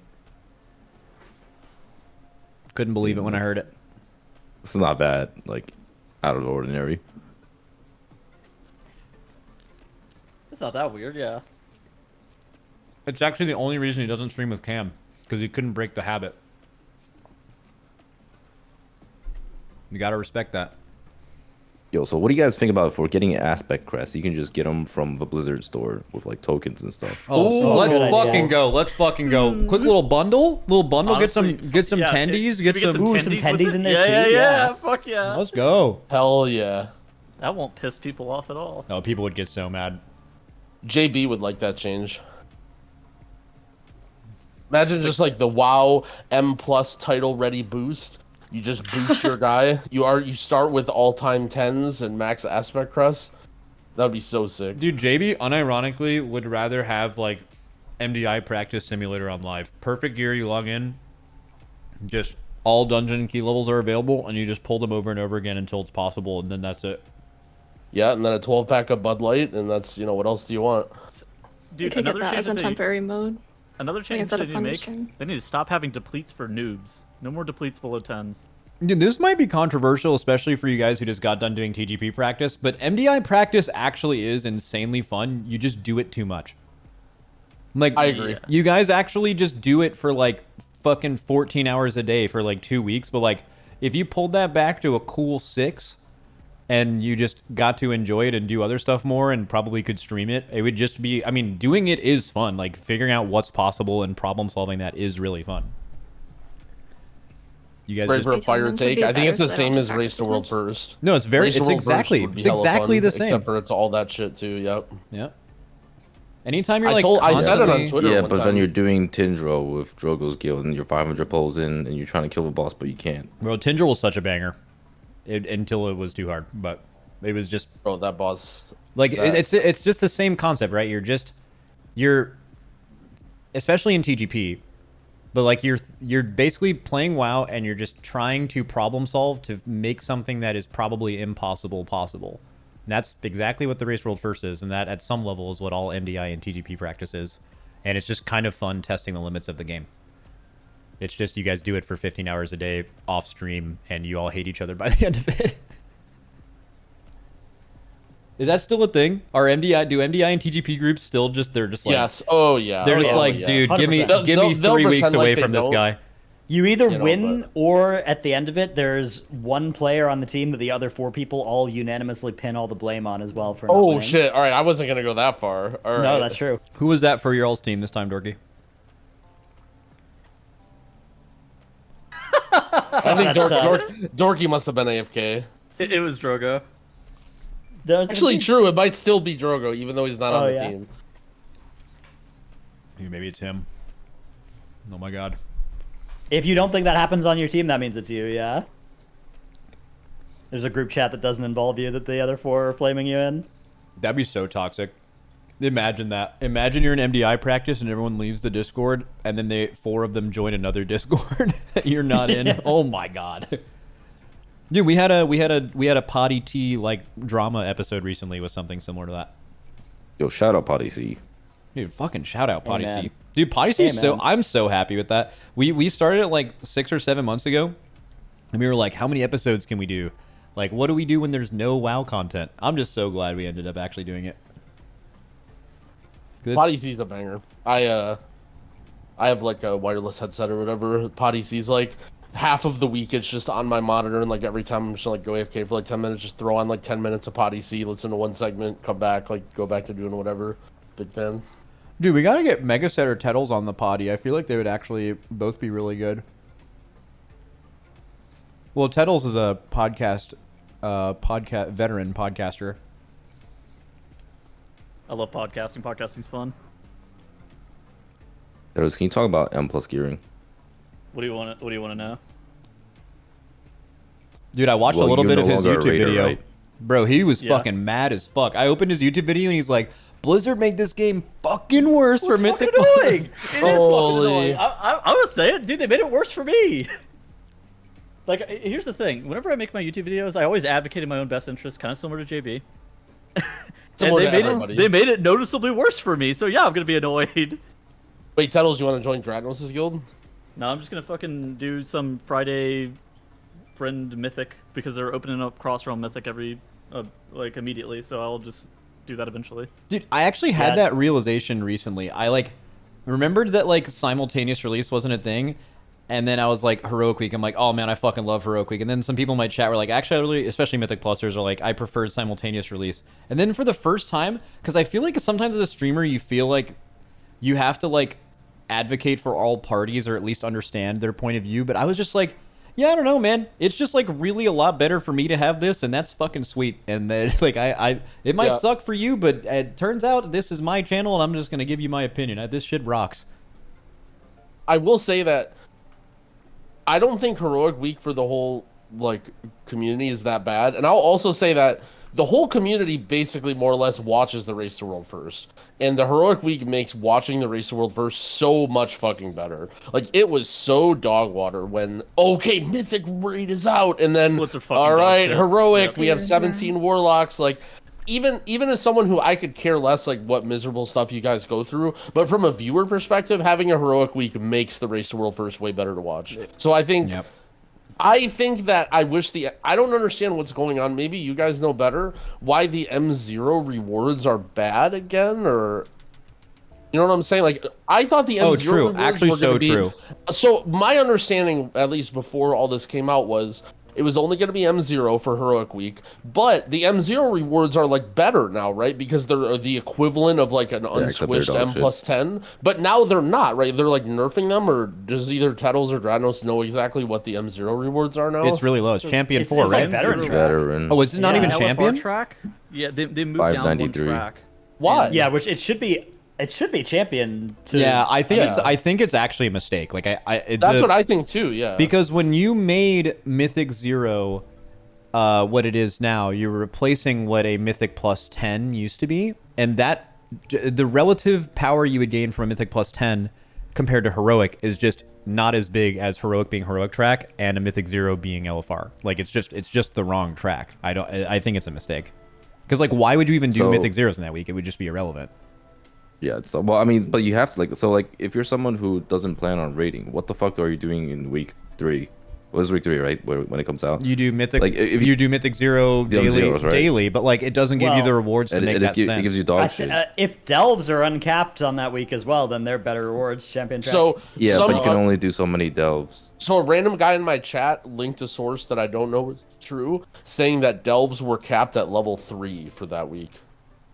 for that week, I thought they were capped at level 3 until that week, and then it's like Let me try and find it. Because I remember the website. Because I If think they're it was a capped at gold 3 mine that website. week and Mythic Zeros give you LFR gear, that's gonna like that actually doesn't make sense. Like it's not like their favorite like that just doesn't make sense. I mean, yeah, it'll basically just be like This you is do, this is the you'll link. do Let me see mythic right zeros, now. but it's like you're getting very minor things about them. Yeah, but like why would the difference between LFR and Heroic track is massive? Why would you not at least It should drop normal track, right? See, yeah, here this says tiers 4 to 11 available on September 10th. Because not to mention, what is the crest? Oh, okay, right? that is okay. I don't know. What is the crest right now that is below heroic? So not aspect, not worms. It's the one under that, Drake's. right? Is it Drake's crest? Who the fuck has spent a Drake crest, right? Like you spend like in the first week and then you just have an infinite amount of them, right? Like you actually being able to use your Drake crest on things you got from Mythic 0 before you like get Mythic Plus and while you have heroic gear actually makes sense, and it's diversifying. Where Well, you do still use Drake's Crests on veteran gear, right, for the last 4 upgrades, which is they drop at 4 out of 8, so you would use Drake's Crest to bring them up to 8 out of 8 if you did, I think. yeah. But yeah, I mean, I do think it's. I just think it should drop champion tier. I agree. It feels like it should be champion 1, not veteran 4. I agree. like I think it's a typo. That's the level I think. Like I think whoever did that just did it on accident. I don't think it could even be intended. I think it got moved whenever M0 from the vault, or M10 from the vault got changed because it's down. It's just moved down 1 track. It just is no longer on the normal. It's on the normal gear track. It's now on the LFR gear track. I think I could see it being intentional. One thing that I think is kind of lame is that there isn't Mythic Plus, just in this way though. Like, let's just say daily Mythic 0 lockout is you're literally able to, you're getting gear from higher than what the old cap used to be, which was like +6 or +7 when they had heroic weeks. It was something like that. Like Mythic 0 should be a +10, so it should be harder. I know it's not timed, but you could at least do higher keys. Like Mythic Plus was an available system. You could play the game and push yourself even if you weren't farming gear, right? If you were a Mythic Plus player. That is, but now yeah, you, I mean, you if you can't think do about that like, at all. The start of Dragonflight was 2 weeks before you could play M+. The start of War Within is going to be 3.5 if you have the pre-order. 3.5 weeks before you can play M+. Like, Kind of weird. just on a gut level, that feels wrong. Like, Yeah. M+ is, for a lot of people, the best part of the game. Like, and just not being there for a month at the start seems like that can't be the right way What's to do the it. Well, alternative? I think M0 again. I think the rewards, if M0 rewards are what they should be, then it's fine. Because actually, if you think about it, Well, I mean, the rewards M0 are still too low, actually. So, Because if you compare to Heroic Week before you were, it was like a 13 item level difference, I believe. You were from, able to Heroic get Raid. just below heroic, basically. I thought it from was the like puzzle. almost identical.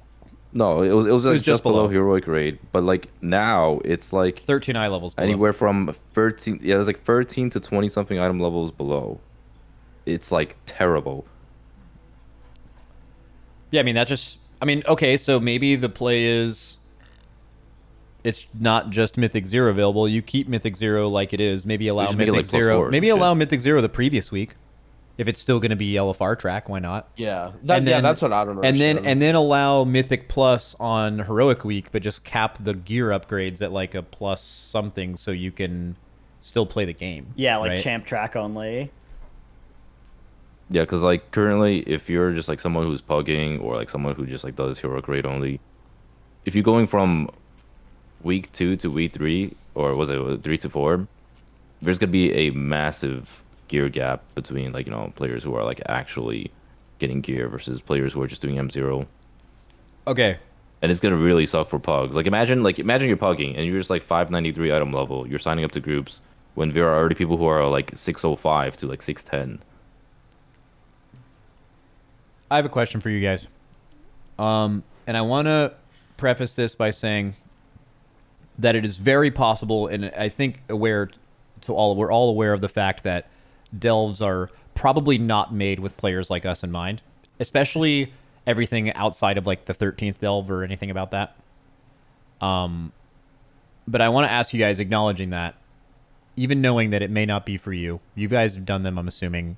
What is your all's opinion on delves, and do you think that players coming back to WoW, new players to WoW, or whatever, more casual players are going to enjoy that as a gameplay option? I think people are just gonna enjoy it for like 2 weeks, 2-3 weeks maybe, and then it'll just become like an afterthought. Basically, like island expeditions or like visions, like those types of content, right? Like nobody really does them too much outside of like the first 2-3 weeks, but it'll be fun. My dad's a casual player, and he's really liked them so far. Really? Okay. What does he like about him? It's I wanna something that fight he you. can do by himself that he doesn't need a group for, because he usually Yeah. doesn't play. I mean, he is not a competitive player, so he doesn't play like from the get-go, and he doesn't go as hard as us because he's adult, has like a real job and stuff. But he also doesn't. Please don't call my job fake. What does he think about the mage It's tower? my job too. The mage tower, I don't think that he did it. I don't know if he knows what that is. Do you I think he would that like is the going to mage be tower? who delves are for, is like anybody that wants to be able to do a flexible size content. And I agree that with Dorky that if you are doing any M plus or raid content, delves are going to be pretty quickly obsolete for you. Like there's going to be a lot of people that kind of never like them. There's going to be a lot of people that like them maybe for the first 2 weeks and then they don't give any relevant gear and so they don't like them. But I think there are going to be a lot of people that, yeah, like if you like logging into WoW and like leveling and doing the world content and stuff, like delves are now a actual thing for you to do that the game previously didn't have unless you were able to find. I mean, look, I'm not trying to hate on people doing the solo content. I'm actually the opposite. I'm trying to stand up for them. People are so desperate for good MMO solo content or whatever, or just like stuff to do in their spare time, and I just think delves, like whatever this format is just dog water. Like I just think that there's so much good opportunity to make good solo content that's fun for people. Like, and I think it most importantly has to be like role and class specific. Like make cool warlock encounters, like cool warlock quests, like going into a delve that's like completely generic of like whatever class and spec you are, and you just like kill 2 mobs at a time. Like to me, that's dog shit content for MMO. Like I think I'm all for creating cool stuff that someone can do by themselves, but like they need to try way harder to make it fun. Like there's no Actually, like yeah, to can it me, even be fun for healers?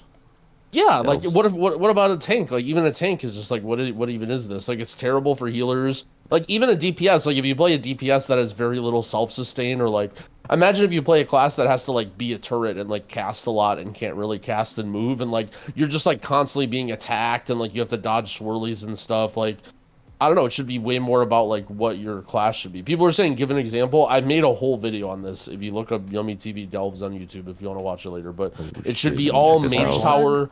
It Good should be plug. Mage Tower-esque content where it's like, this is an encounter. This encounter is designed for your role. Like, okay, you're a warlock. Like, you got to blast a million mobs, and like you have to do a little dodging, but it's like mainly about DPS. Or like, oh, you're a healer. Like, you have to keep your party alive for 5 minutes while you defend this rock encounter while you're drilling it through to get the treasure. Or like, oh, you're a tank. Like, there's waves of mobs coming in, and you have to grab threat on everything. And then once you grab threat on it, like your DPS gun it down or whatever. Right? Like, it needs to be role specific and like tailored to what your class does, not just like fight 2 mobs at a time and just auto attack it down and self heal yourself and then move on to the next 3 mobs. Like, I think that's boring.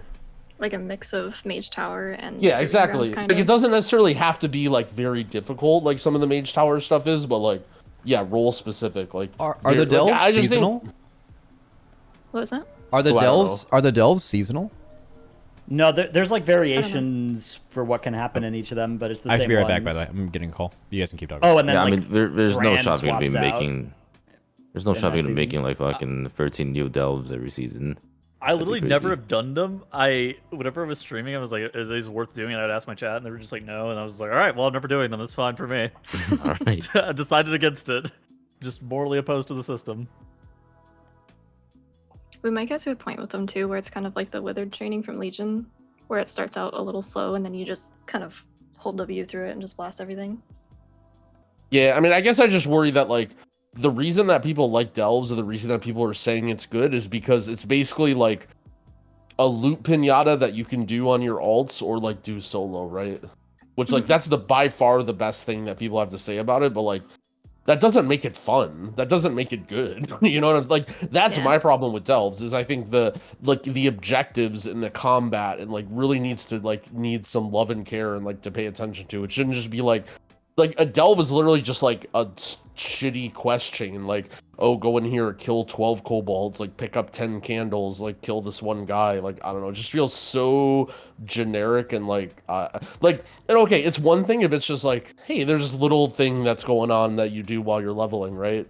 But it's like literally the flagship thing where it's like in your vault now and stuff. Like, I feel like if it's the main thing that the expansion is being launched with, it should have had way more attention paid to it, and like way more like they should be just, you know, showing off all this crazy cool stuff that you can do with delves. Because I agree, like solo stuff is very, very, very underserved in WoW right now. See, people, I don't know, people keep saying this, like, it's not fun for you. There's lots of people that do feel it's fun. Like I just disagree. Like I just I think would that have loved the it as a reason kid, people honestly. I mean, the reason people find it that think it's fun is just because you can do it solo, but like they can just do way better job. Like, why in the world, if you want to do solo stuff, would you play Delves when you could play like Sekiro or like some other fun single player game? Like, I just feel like compare Delves to Elden Ring. It's like what the fuck are the, you know, like it's just so like how could you even pretend like Delves are fun when you look at a single player game or whatever? Yeah, I mean, I get it. Like, you guys are just like, I'm reading my chat, but like, I get it. Like, you guys are zombies. Like, you guys just want to go in a loot pinata and hit stuff and do nothing and turn your brain off. And, ooh, this is fun. Like, I don't know, I guess. Like, if that's your idea of good content, is fucking island expeditions and torghast, then be my guest, I guess. But I'm just trying to get Blizzard to make fun stuff for you guys because I know they can. But if you guys just want to do island expeditions all day, then do them, I guess. I mean, there's people that reward main pet expeditions? modeling, so I think it's just there's something for everyone. Dude, I was just on the phone, by the way, and I could hear Growl just absolutely spitting. Just fucking screaming. Growl was Ripping into all the gamer Yeah, dads, like, what are you casual fucking talking players. about? Who are you yelling at?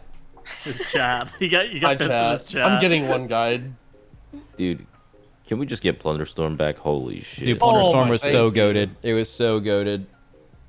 That shit was fun. I hope they bring that shit back. I don't know if they... Oh, speaking of... Well, you guys were talking about Delves earlier. I'm sure that's what you were just screaming about, but... Yeah, we were talking about how Did you guys talk about the Delves 13th stink. Delve yet? No. Dude, No. I feel like that is something that has... I mean, I guess you could kind of tie it with Delve content, although I do feel like it's a little separate. Like, they're basically using Delves to do this. But, like, if you guys aren't aware in chat, there's 12 Delves right now in the game. And they're releasing something called the 13th Delve that they have not tested at all.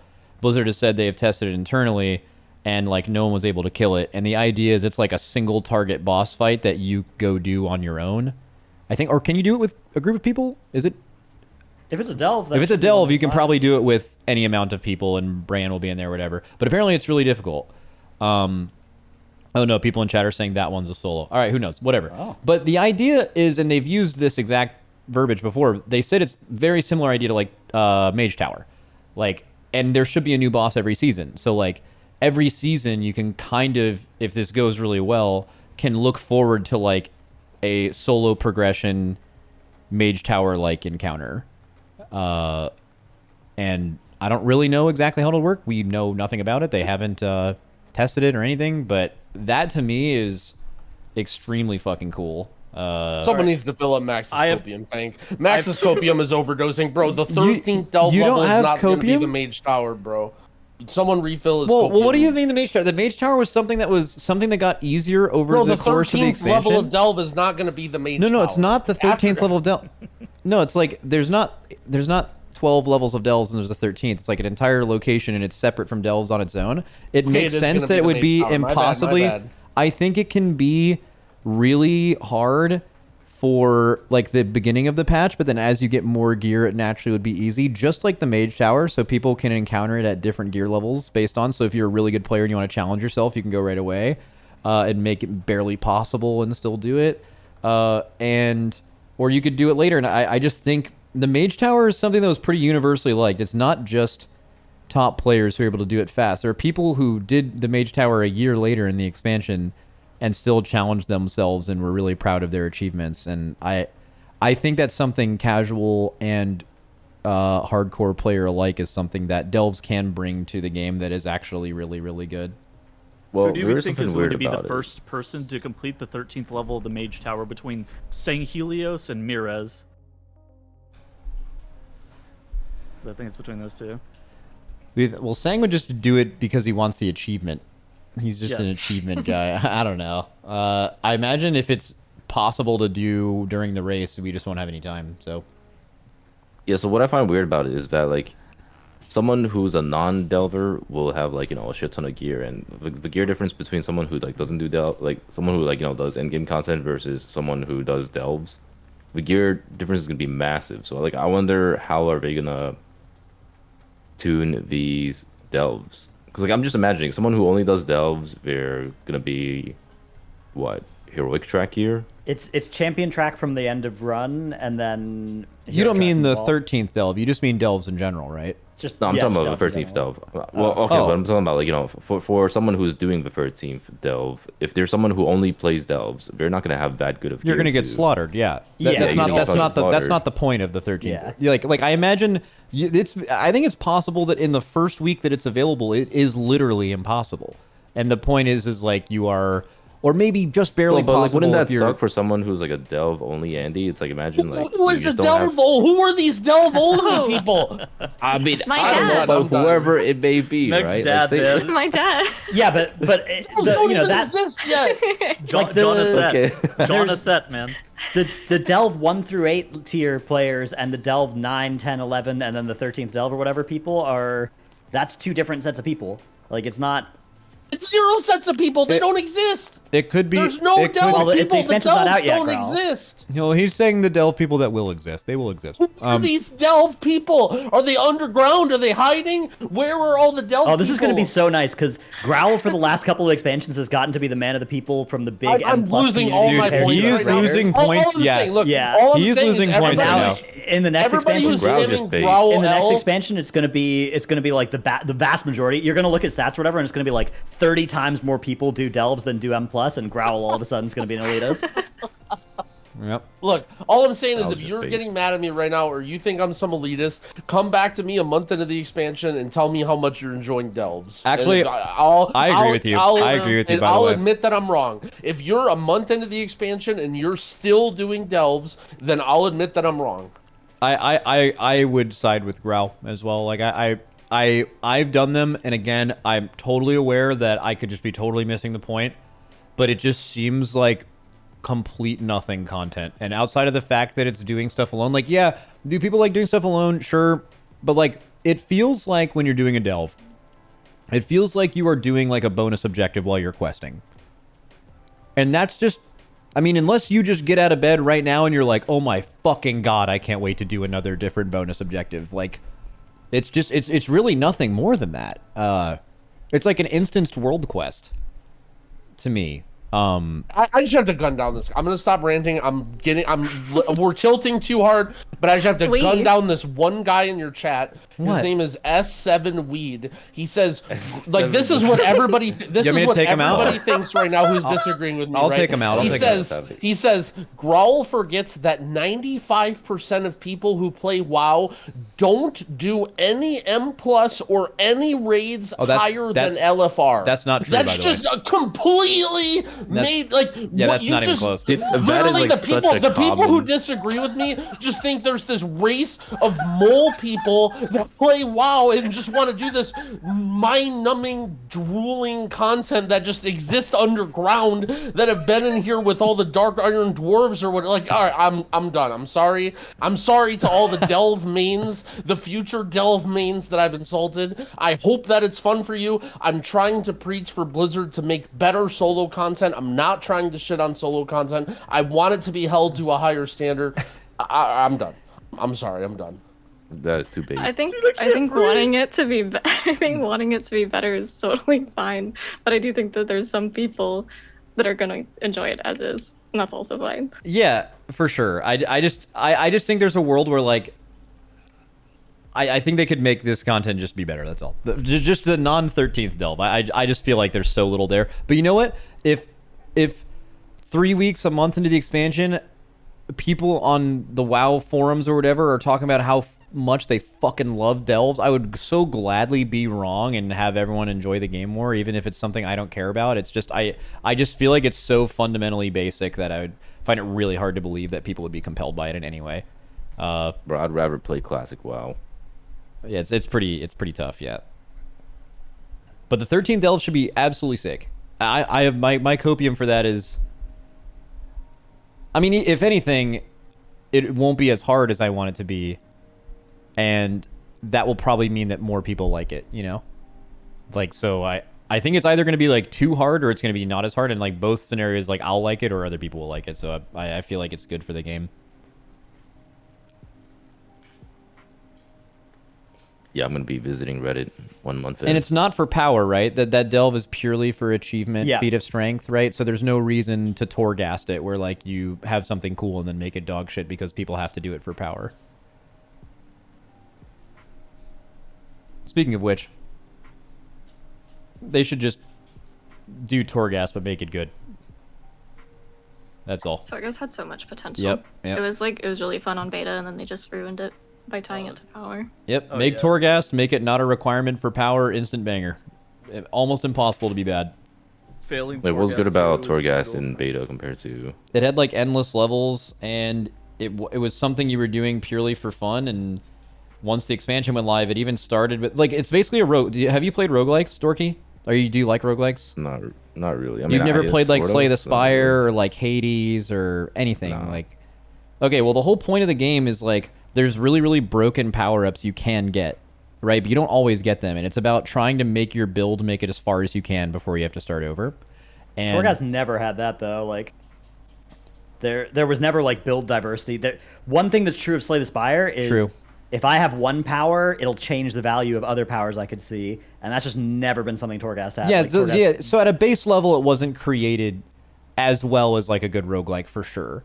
But I think it lost a ton of steam in the first few weeks of the expansion when you had it at a baseline be pretty difficult because that's kind of the point of the roguelike, right? Is like you could have a run and then you don't get really lucky and you don't clear it. That's very possible. Or you're not very good, you don't understand roguelikes. You're one of these mole people that Growl's talking about, and like you're doing Torghast and you've you're struggling with it, and then Blizzard nerfed the fuck out of Torghast because it was required to get resources for your legendaries, and if people couldn't clear it, they just couldn't get their legendaries, so they had to make something that should be challenging into something that has to be trivial, and that immediately would kill any roguelike that's ever existed, well designed or not. So I just feel like Torghast as a concept, you could just bring it back. Like every season or two, you make like a new Torghast challenge. It's not tied to any power whatsoever. You just get a feat of strength and you have fun, and you just would go back to the maw and go do that. And I think it would be good. It's like it's free content to make, right? It's like the construct is already there. I wonder if they're Why gonna. did THD rank Dragonflight lower than Shadowlands? He What was hates that this shit? expansion. He hates AUG. He hates. Well, he also just like Defensive creep. he hates every expansion after you lost like AP because he was a big AP gamer. I mean, the AUG hate. I mean, I understand that. The rest of it, I was like, what? It's insane. I mean, to rate it lower, THD is in my just opinion. he's a special guy. I think Shadowlands has the worst system I've ever seen. And what were the Shards of Domination? Shards of Domination had to be the worst Oh. system I've ever seen. Yeah, saying It'll just Shadowlands work.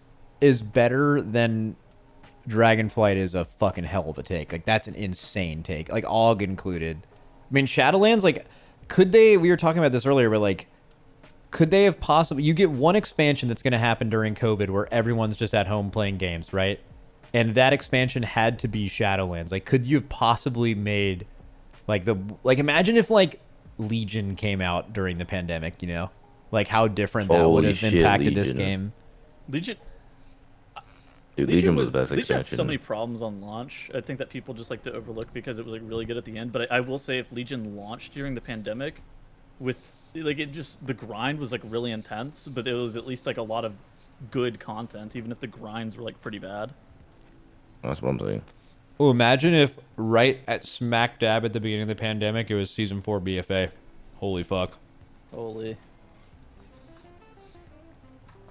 I think WoD would have done really bad in the pandemic. WoD was really bad anyway, wasn't it? WoD was dog shit. I think it's mixed opinion. I mean, WoD was just a bad game for WoW players who only play WoW. Yeah. Like, if you play other games for WoW, play what's good about WoW. Like, I've done this the whole time, but, like, whenever a WoW season becomes a little slow to me, I just move on to play other games until the next season. So I'm always happy with WoW, because the beginning of a WoW season is great. But, like, it's not surprising you see people like THD really like the borrowed power expansions, because someone like THD, and maybe a lot of people in chat, maybe some of you in here, you're going to play all 6 months of a WoW season every single time, right? So if you're that person, if you log into WoW every day, you wish there was AP, because it means every day you log in, there's something to do. But if you're someone who doesn't log in every day, doesn't play the whole season, your relationship with something like Azerite or Artifact Power is just kind of objectively bad, right? You're just missing something. The feeling of missing something, the FOMO, whatever, like that is worse than the alternative. The thing is, it wasn't just AP though, because like, if it was like if you just put AP into Dragonflight, it wouldn't be the same. Like Legion just had so much content. There was just like so much that was great about Legion. Legion was it fucking wasn't, awesome. Like, just of AP. Yeah, I have a very high opinion of Legion. Legion's one of the best expansions of all time. I'm just saying like the general artifact thing. Also, you mentioned Titanforging earlier. You were like, would you want Titanforging back in the game? I actually had way less of an issue with Titanforging than I did with sockets. I think sockets were a significantly larger problem than Titanforging. Because, like, even if you Titanforged, like, 20 eye levels on a piece or something, that was, like, not that good. I don't know, like, it was fine, but, like, it wasn't super OP. But, like, if you got a socket, that shit was worth, like, so much power. It was, like, Mickey Mouse as fuck. Like, if you didn't have sockets on your gear, you sucked. But, like, Titanforging added a little bit of flavor. I think there's a version of capped Titanforging where it's not, like, plus 50 eye levels that adds a little spice to the game, and I think people would initially be resistant to it, but I think it would... I don't know if it would be good, but I don't think it would be awful. Like, it would maybe be, like, okay, or mid, or some people like it, some people don't. For me, I would rather have Titanforging than Tertiaries. Tertiaries. Yeah. Tertiaries stink. I also, versatility stinks. Versatility, I don't know why versatility exists in this game in PvE. You're preaching right now. Hate versatility, hate avoidance, leech is stupid. Get it all out. I don't know if you'd replace it with multi-strike, though. Did you guys find multi-strike particularly compelling? It was just like another stat, though. I mean, I guess it's better than verse. It's better than anything that increases your defensive power, for sure. But I think they struggled to make it unique from crit. Felt very similar. It just is crit. I mean, there's some different interactions. Like, if you could get 2 things of a thing to land, it would give you double the resources from it or something. You know, like some stuff like that rather than crit. So it could also kind of function as, like, haste. Or, like, increased... Like, haste is typically the only thing you refer to when it's, like, increasing a resource. It would kind of be like that, but it's like a mixture of crit and haste. Doesn't it do a thing with procs, too? So, you know, like, maybe it would proc something more often. It would proc something more often. Too much about it. It could also spend your procs. Like, should make CDR a resource. That'd be sick. That would be... Or a stat. That would be really fucking interesting and almost impossibly hard to sim and figure out what the best number of that is. But I actually think... I don't think so. I think it would be kind of chaotic of like how potentially game breaking any kind of CDR in this game would be, but I also think it'd be really cool and I would love them to do it. Yeah, that does sound fun. Because some classes would just scale. I don't know how balanced it would like be. if your class doesn't scale with CDR, your class is going to absolutely blow compared to classes that it does. Like that's just kind of how this game works. Yeah. They did add CDR in the game at one point, right? Wasn't Ineffable Truth just CDR? Yeah. I think it was sick. Yeah, that was great. Probably with Ineffable. Oh my god. Yeah, and it was actually really fun. Like people who played it were like, "This is amazing." Yeah, I felt really bad to lose it. Yeah. Yeah. Oh yeah. That feeling. You kind of can compare that, right? Like Season 4 BFA, Loss of Corruption and Essences, and then Shadowlands Pick One Covenant. I think that comes close to rivaling End of Legion. You lose your legendaries, your tier sets, and all that shit artifact weapon all at one time, and then you have Azerite armor. I think those two things are closer than a lot of people remember.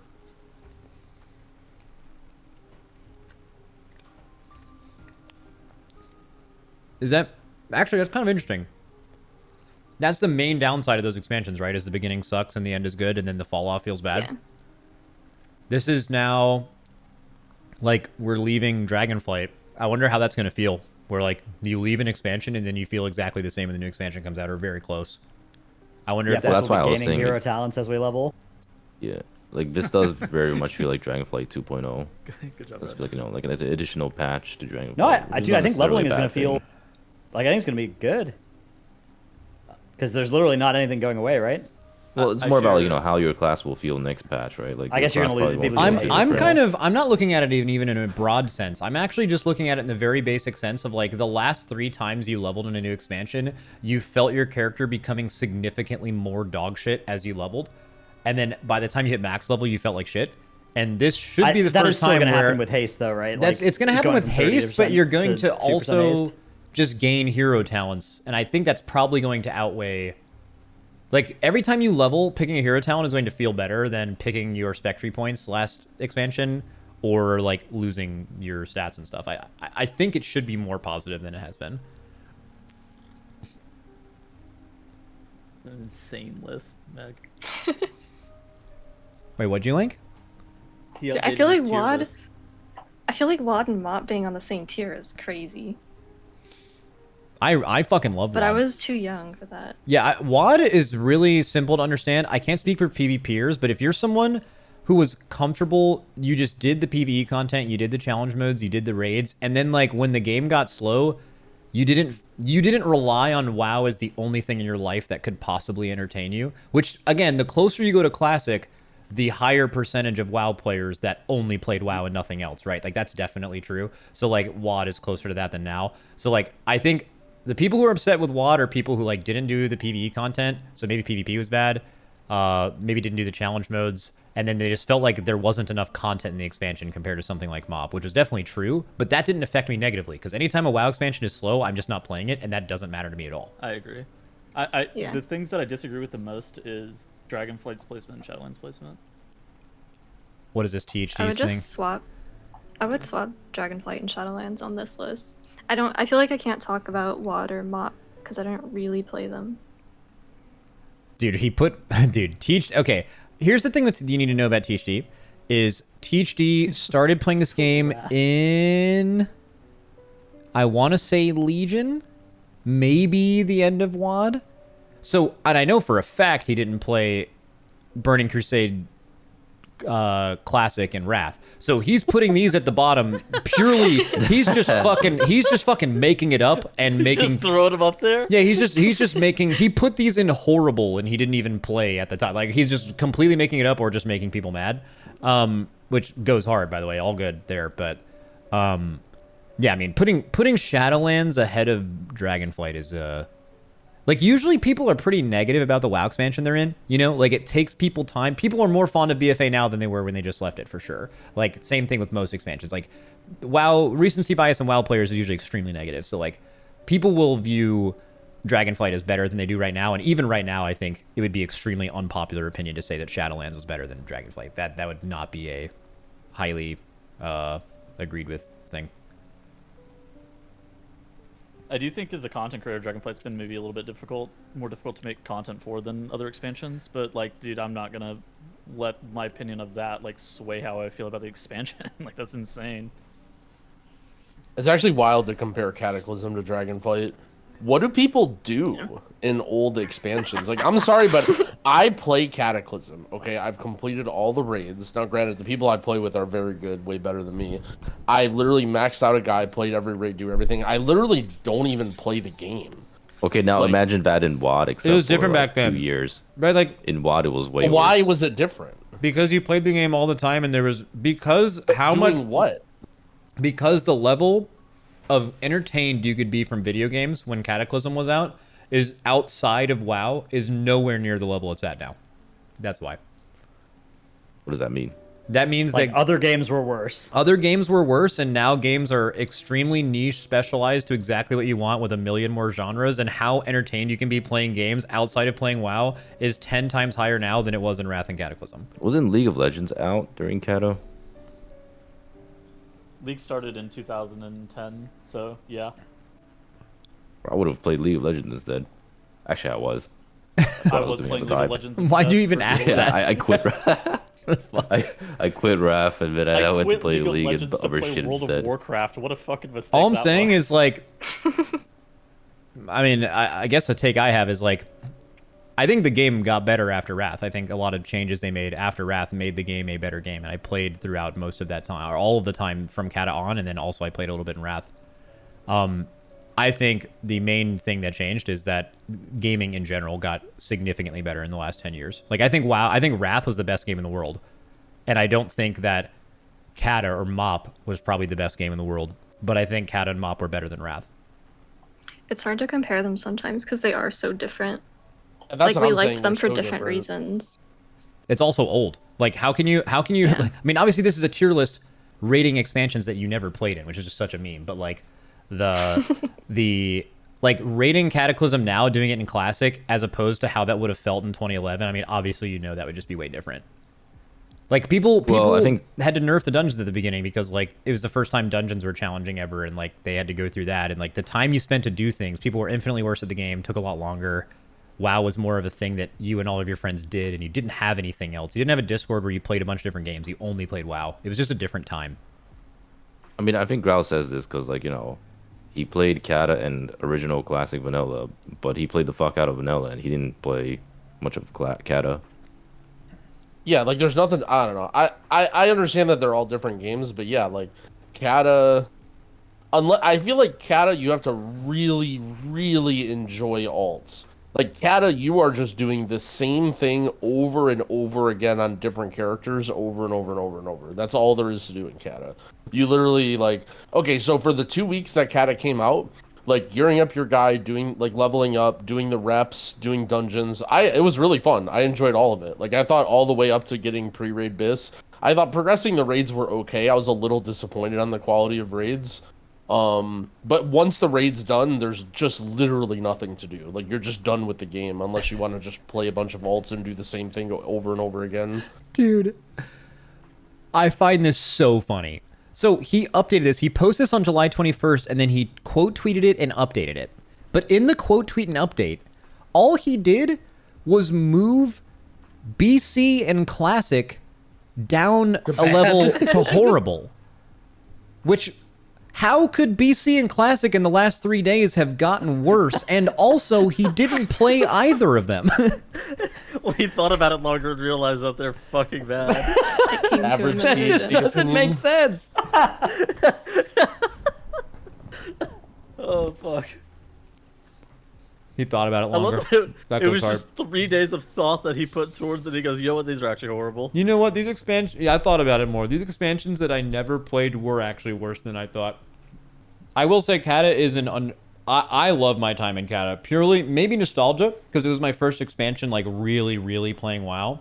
And I think maybe everyone would admit that, like, the first expansion where they played WoW, they, like, have just giga rose-tinted glasses towards that expansion, because there's just something... Oh, hell no. There's just something No. about getting addicted to WoW the first time where you're just like, yo, holy fuck, this is amazing, right?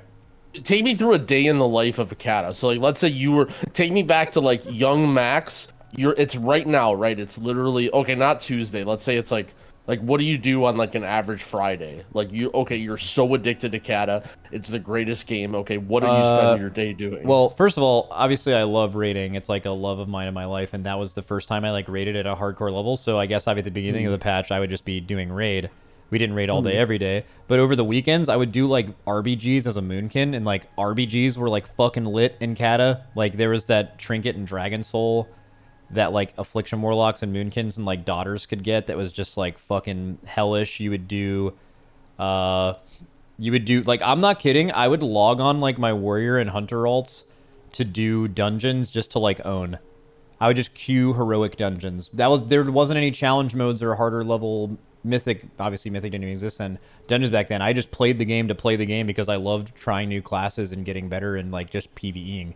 It was just but it was in that phase of being new. I wouldn't have done that in the future. I did that because it was all so new to me and I just was obsessed with it, right? RBGs go hard. I will actually agree there that I wish RBGs is like more of a thing in current WoW, because I think RBGs go hard. I love... There's going to be solo queue. When you're RBGs. shitting on people in RBGs with your friends, that is among the most fun you can ever have in this game. But Dude, when RBGs you're in losing, it current sucks. WoW, RBGs in current WoW, you have to deal with RBG players, and that is just like... That's Yeah. the problem for me as well. Yeah, RBG God. players are a different breed. I saw Tags used to do a ton of RBGs, and he would just... They weren't allowed to be streamed, obviously. But Tags would, like, Discord stream them, so, like, if you just wanted to watch RBGs, we would just, like, join a Discord channel with him muted and just watch and listen to them. And it was, like, wild zoo animals, man. Like, if a rogue got capped on, they would spend the entire, like, next 10 to 15 minutes of the thing, like, slandering this guy's family. And yeah. And all while still playing the game and like attempting to win and like trying hard, but like just nothing, no strategy comes before slandering this man's family. And then like the game ends and you expect them to like block this guy for the rest of their life, and they just queue up again. They just fucking queue. It's just fucking just send it. Just go next. That's just like that's normal. Every time I watch PvPers or like consider getting into PvP, I remember how it kind of feels like we teleported like 10 years into the past, where I'm like, I don't want these people knowing that I'm a woman, so I just don't say anything. Oh yeah, that's gotta It's be. very much like do not let them know type of thing, so I just avoid it. That is not surprising whatsoever. Yeah, that is the major untalked about downside that actually is talked about a lot. Yeah. RPGs Racism, especially. PvP. Yeah. Yeah. We can reminisce about the days of gaming, but that was definitely a shitty part. Dude, when are these fucking realms coming up, man? Let me in.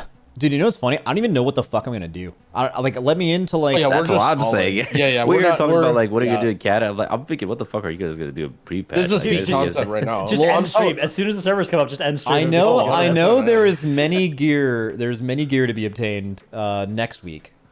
For like, if you haven't played a lot of Season 4, which I imagine a lot of people haven't. Like, I think the pre-patch gear you get from whatever event starts next week is pretty fat. So I need that on all my guys, but that's not today. How fat is it? Pre-patch gear? All I know is that we were a bunch of our players had to like level new characters for the expansion of like what they would play, and they were considering doing a bunch of like heroic runs just to like half mains, half brick characters, like bring your ult and just let them die and just gear them up. And then they stopped doing that when we found out the gear you get from pre-patch. So I'm assuming the gear you get from pre-patch is like would have made all of that irrelevant. So it's like pretty fat. It's enough to make you not feel like a complete pile of shit when you're leveling versus where you would be at now. I'm gonna log into Delves once the beta comes online. You sure Yeah, you I'm don't want to actually- save it for when it's actually out? Savor it. Well, they're gonna be so fun and replayable that I'll just do both. I'm Dude, kind of worried about this M Plus season, by the way. when was the I last am time? also, yep. Oh yeah, I asked you guys that earlier. I just, like I said, I'm really interested to find out, because it's my gut feeling is that people are going to dislike High Mythic Plus more in the expansion than they do currently, and I could be wrong. I think the dungeons are bad. That's my gut feeling, and it is also ironically the first time where they've ever even thought about High Mythic Plus when designing the gameplay loop for them, and I just think that that's crazy. But also part of it might be that the dungeons aren't very good, but it's also hard to tell. While I do trust you all because you've done them on beta a lot, I will say from like an outsider perspective, like I've done them all in PTR when they're about to come out. I do them on beta. And forget what I think. I just hear so many negative thoughts about dungeons. And there's multiple seasons where like you hear that the dungeon pool is so dog shit. It's so fucking bad. I can't believe how bad it is. And then you ask, and then you kind of don't pay attention for a while. And then the race ends and you go back and ask your chat. And you're like, hey guys, how are the dungeons this season? They're like, it's great. Woo. Love dungeons. This is a good pool. Right? I know that specifically happened. Oh. Whoa. Oh, I got some barkers. They're going ham. I think it depends on the dungeon. Like Siege, as soon as I saw that, I'm like, nah, this is not going to be good. There's no saving this dungeon, right? But some of them improved over time. Like Sanguine Depths, I was a big Sanguine Depths hater in Shadowlands, but it What the hell? improved and it grew on me. Dude, I was not a paladin, first of all. Okay. they don't let you go to the bottom side of Siege now. You can't run through the Horde side. It ports you out of the dungeon. Wait, Yeah. what? Since when? We literally just like did it yesterday. I thought, yeah. Ooh, You Wait, can. really? There Like, was like the instance 3 days portal was bugged. 3 days ago we but couldn't. I mean, the problem is those mobs are Alliance. They're different on Alliance anyway. Like, they still have Ravagers and shit in there, even if you go down there as Alliance. No, It's I'm not the saying same like mobs. we were literally getting ported out of the dungeon whenever Oh, we were jumping. I don't know. down. We did it yesterday. We just jumped off and we went over there. All right, my Okay, dog maybe- stop barking. What- Maybe one it's of just maybe it's just a bug. One thing so I'm weird. worried about, I'm wondering what you guys think. I worry about the jump between like 12 and 13 or whatever. Like once the affixes come off, each jump is like so high. Like I'm almost Yeah. worried about like a 12. Like it's just every single key level is gonna be so hard, right? Like There's I not feel gonna like be there's many push levels. Basically. yeah, like there's not gonna be that much progression. Like I Yep. feel like they want keys to cap out at like 15, and then you're gonna do 12 and then 13 and then 14, and then you're just gonna be like getting one shot by everything, and everything's like, yeah, it's the just gonna be a scaling is wall, just and then you're not gonna be able insane. to go any further. Yeah. Yeah, I wish there were more, like, I don't know. I like the levels being a little bit shorter, like the difference between levels being smaller. Well, there's also because I more. like the idea of... There's more like ladder steps to climb in a way too. Like there's more total things to achieve, even though you could be crossing the same distance. There'll just be less steps in between, right? But like that's my guess is like no push week. There's no like 1 week where everyone's like logging in. It's just going to be every week. There's going to be less total things to achieve. You're kind of just be waiting on aspect crest to like go up a level. And I also think that like no one enjoyed affixes, but I could see a world where like the dungeons feel too similar week to week. I don't know if I could absolutely be wrong.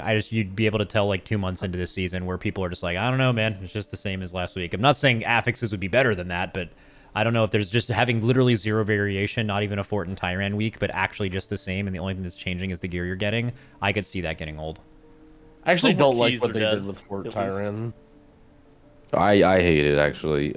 Like in these beta keys, it's so noticeable. Like I fucking hate every boss lasting for like 5 minutes. It's been Yeah, they absolutely got nerfed terrible. Tyran, 100%. I'm right with you. They just gotta make I actually Tyran like have a go question as away well. at the Yeah, 13. nerf it by level. removing it. Just shoot it out into Yeah, orbit. man. Fortified makes your gameplay experience better. Tyrannical makes it worse. Just keep Fortified, remove Tyran. GG. Do you guys like when we are like in high keys, if we are fighting against things like not good, where pretty much every boss has some type of one-shot mechanic, but you have plenty of time at the end? Or do you prefer having to do ridiculous pulls and pushing limits on your route to beat the timer? Definitely But the you're not second. really getting Definitely one-shots? the second That thing. one shot sucks. Universal. Yeah, Yeah. definitely. I think that's my biggest problem with these dungeons, is that I feel like I'm taking Dragonflight levels amount of damage with Yep. not Dragonflight levels amount of healing to make up for that. And then you're just like, well, I'm just dying. I can't do Well, anything I mean, about that's it. going to be even worse, right? So, like, not only is there a weird discrepancy in when you're trying to time a key, you really only care about being alive. And if you stay alive, you time it. And people don't really like that. You wish you'd rather have to, like, min-max more to do that. But the 15-second death timer, is that still in the game? Yeah. Oh, I mean, yeah, that's suck isn't that awful. like tripling down on that? Like if you ever do anything risky, the whole play safe big IO will never be bigger than it is in this expansion because deaths are brutal. Yep. So you're gonna I see that being a major negative as well. Like why even change that? It also fucks healers over a lot. Because we were talking about this, I think, a while ago, but basically you can take, like, the best healer in the world, whoever it is, put them into a group with random pugs, and they can heal the heal checks, but they can't really impact the healer or the group outside of that. Whereas a really good tank, you might see a bigger difference, or really good DPS, you might see a bigger difference, but the healer is just kind of limited in the group impact, and I think that's why a lot of people have kind of shied away from it. Yeah. It feels like Especially it comes someone- down to if your team presses defensives, right? Like yeah, if the and I'm healer, like, it feels I can like do damage. like I basically like. Have you noticed? There's quite a few bosses where, like for instance, first boss of Arakara, Stone Vault. where it does a bunch of damage, and there's also infinite swirlies, so you can't even really hard cast anything. And like my first couple pulls on these bosses, I'm dying to the swirlies, and I'm starting to realize, wait, I just don't heal. Like I just literally can't just push walk up around in a buttons. circle. Like yeah, I literally just put up a wild growth, and then I just press my defensive, and I just walk around in a circle. And if my team doesn't press their buttons, then they die, and I have no like. It just not even. It's weird to have a raid damage not be a healer mechanic, but like They've made way too many of those recently. Actually, there's It's way been, like, too many of them. since, like, Yeah. Since like when? Like since like Dragonflight season 2 maybe I want to say. Like I remember Dawn of the Infinite Yeah. was like super egregious for that. Like doing Rise, you're doing the last boss, where Murazan or whoever the fuck it was just like does that swirly mechanic, and your group is just getting Yup. rotted down the entire time. It's like, how the fuck are you supposed to heal this? Yeah. Oh yeah, in between the intermission, like after the intermission, when the dragon comes down, it's just like you just put 10 swirlies under my feet back to back, and then you're doing raid damage. Like this isn't a mechanic. Like what am I supposed to have done here? Like I'm a Mistweaver, I press revival, and I'm just running Yeah. around in a circle. Like this You is give them the literally what I'm doing shields. as a healer. It just feels, I don't know. Like I just wish there were more. Like I understand. I don't know. I don't want to say I wish there was more fights like Kajin or whoever, because it still does, like, your comp still Who the really fuck impacts is it. that? The third boss of Halls, the rot one, where you're doing Oh like yeah, got 800k. it. Got it. Rot yeah. bosses. Or, yeah. Yep. We call her The Cajun. HPS like, boss. I don't Cajun know Spice, boss but names. I know number of boss in dungeon. Third of Halls. is Like, nice, I like her because I felt, as a healer, I felt impactful, but I also didn't like her because she was the only one like that. It was the only boss where I had to like sit up in my chair. Second boss no code too, right? Similar. Yeah. Kinda, yeah. I hate to say it, You get but a bit like of a break. in Shadowlands, there was a lot of critique, and I was one of these people saying this, that the bosses in Shadowlands didn't do enough damage, they were too boring, all you do is DPS as a healer. That was a huge problem, right? But number one, if you're in a pug group in a low-level key, that's not true, right? Like, you're healing your teammates' mistakes. You're not just sitting there, you know, DPSing as a healer in a +8. And then on top of that, the alternatives are, okay, every dungeon is Ruby life pools where you just die to heal checks, which is very tough for groups, and I don't think that should be the case. Or every single dungeon is one-shotting you. And I think, like, unfortunately, that's just how high keys have to be, is, you know, the healer is just mostly like a DPS role when you have a very, very organized group. Like, because you just can't have these, like, crazy heal checks or crazy one-shot checks for groups that are progressing. It's just, like, a lot less fun for everybody. And as much as I would like every boss to be a rot boss, like, for sure, let's have, you know, one boss in expansion or two boss in expansion where it's just like tons of, you know, rot damage and it's the healer boss, right? Whether it's Galvast or, you know, their boss of Halden Infusion. But like, I don't know. I feel like, and otherwise I feel like they need to, they're just putting too much like raid damage and rot damage in dungeons, and I think it's like a huge load of stress on healers and groups in general with how many, like, how important defensives are. Bro, do you guys log in and see this new photo sensitivity warning thing? Oh shit. Yeah, we had that on beta as well. Bro, I thought I was logging into Fortnite or something. Look different than WoW. I love Fortnite. Dude, they're putting the Cybertruck in Fortnite. Oh my god, that goes hard. Dude, we have so many of those here, and I hate them. I hate seeing them. It ruins my day. Yeah. They're so ugly. One of the guys on my hockey team got one, and he was really excited about it. I like left the rink with him, and he was like, "Look at my new Cybertruck. That thing is fucking girthy. That is a thick fucking car." I saw some meme that like raccoons are breaking into Cybertrucks because they think they're garbage cans, or like garbage, like whatever you call them, dumps. The dumpster, yeah. Dumpsters. There you go. What's the bit with the Cybertruck? Is that it like looks dumb as hell? And I guess it's like hideous. Yeah, it looks. Well, it depends on the aesthetic. I think like rappers are buying them. Like I see rappers and basketball players are buying them. Like every single one of them is buying one. It's like an aesthetic for, like depending on what you're doing. But I know that they're also just not safe. Yeah, they don't crumple, right? Which is like No. kills other people. And they have sharp edges. So well, funny, it hurts dude. you. There was a guy that got T-boned by like a Camry or something, and everyone in the Camry was fine, but the guy in the Cybertruck broke both of his legs.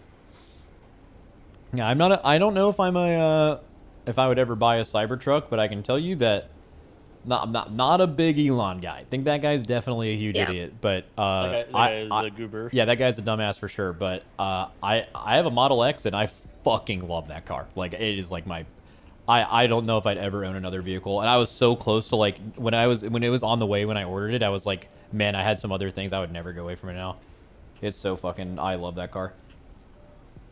Dude, Elon reminds me of THD, where it's like the fact terrible that this guy tweets makes you realize just how wild some of his takes are. Like if he just never tweeted, you know, you just wouldn't know. Oh, dude, I mean, someone actually had an amazing tweet about this. It was like when Elon just owned like a rocket company, I just assumed he was some super smart rocket guy, and then he made these like cool electric cars, and I assumed he was like a really smart electric car guy, and then he started getting into tech, and then everything he wrote was the dumbest shit I've ever seen, and now I just am, you know, he's now in my space, so I can tell he's an idiot. I saw his Elden Ring build.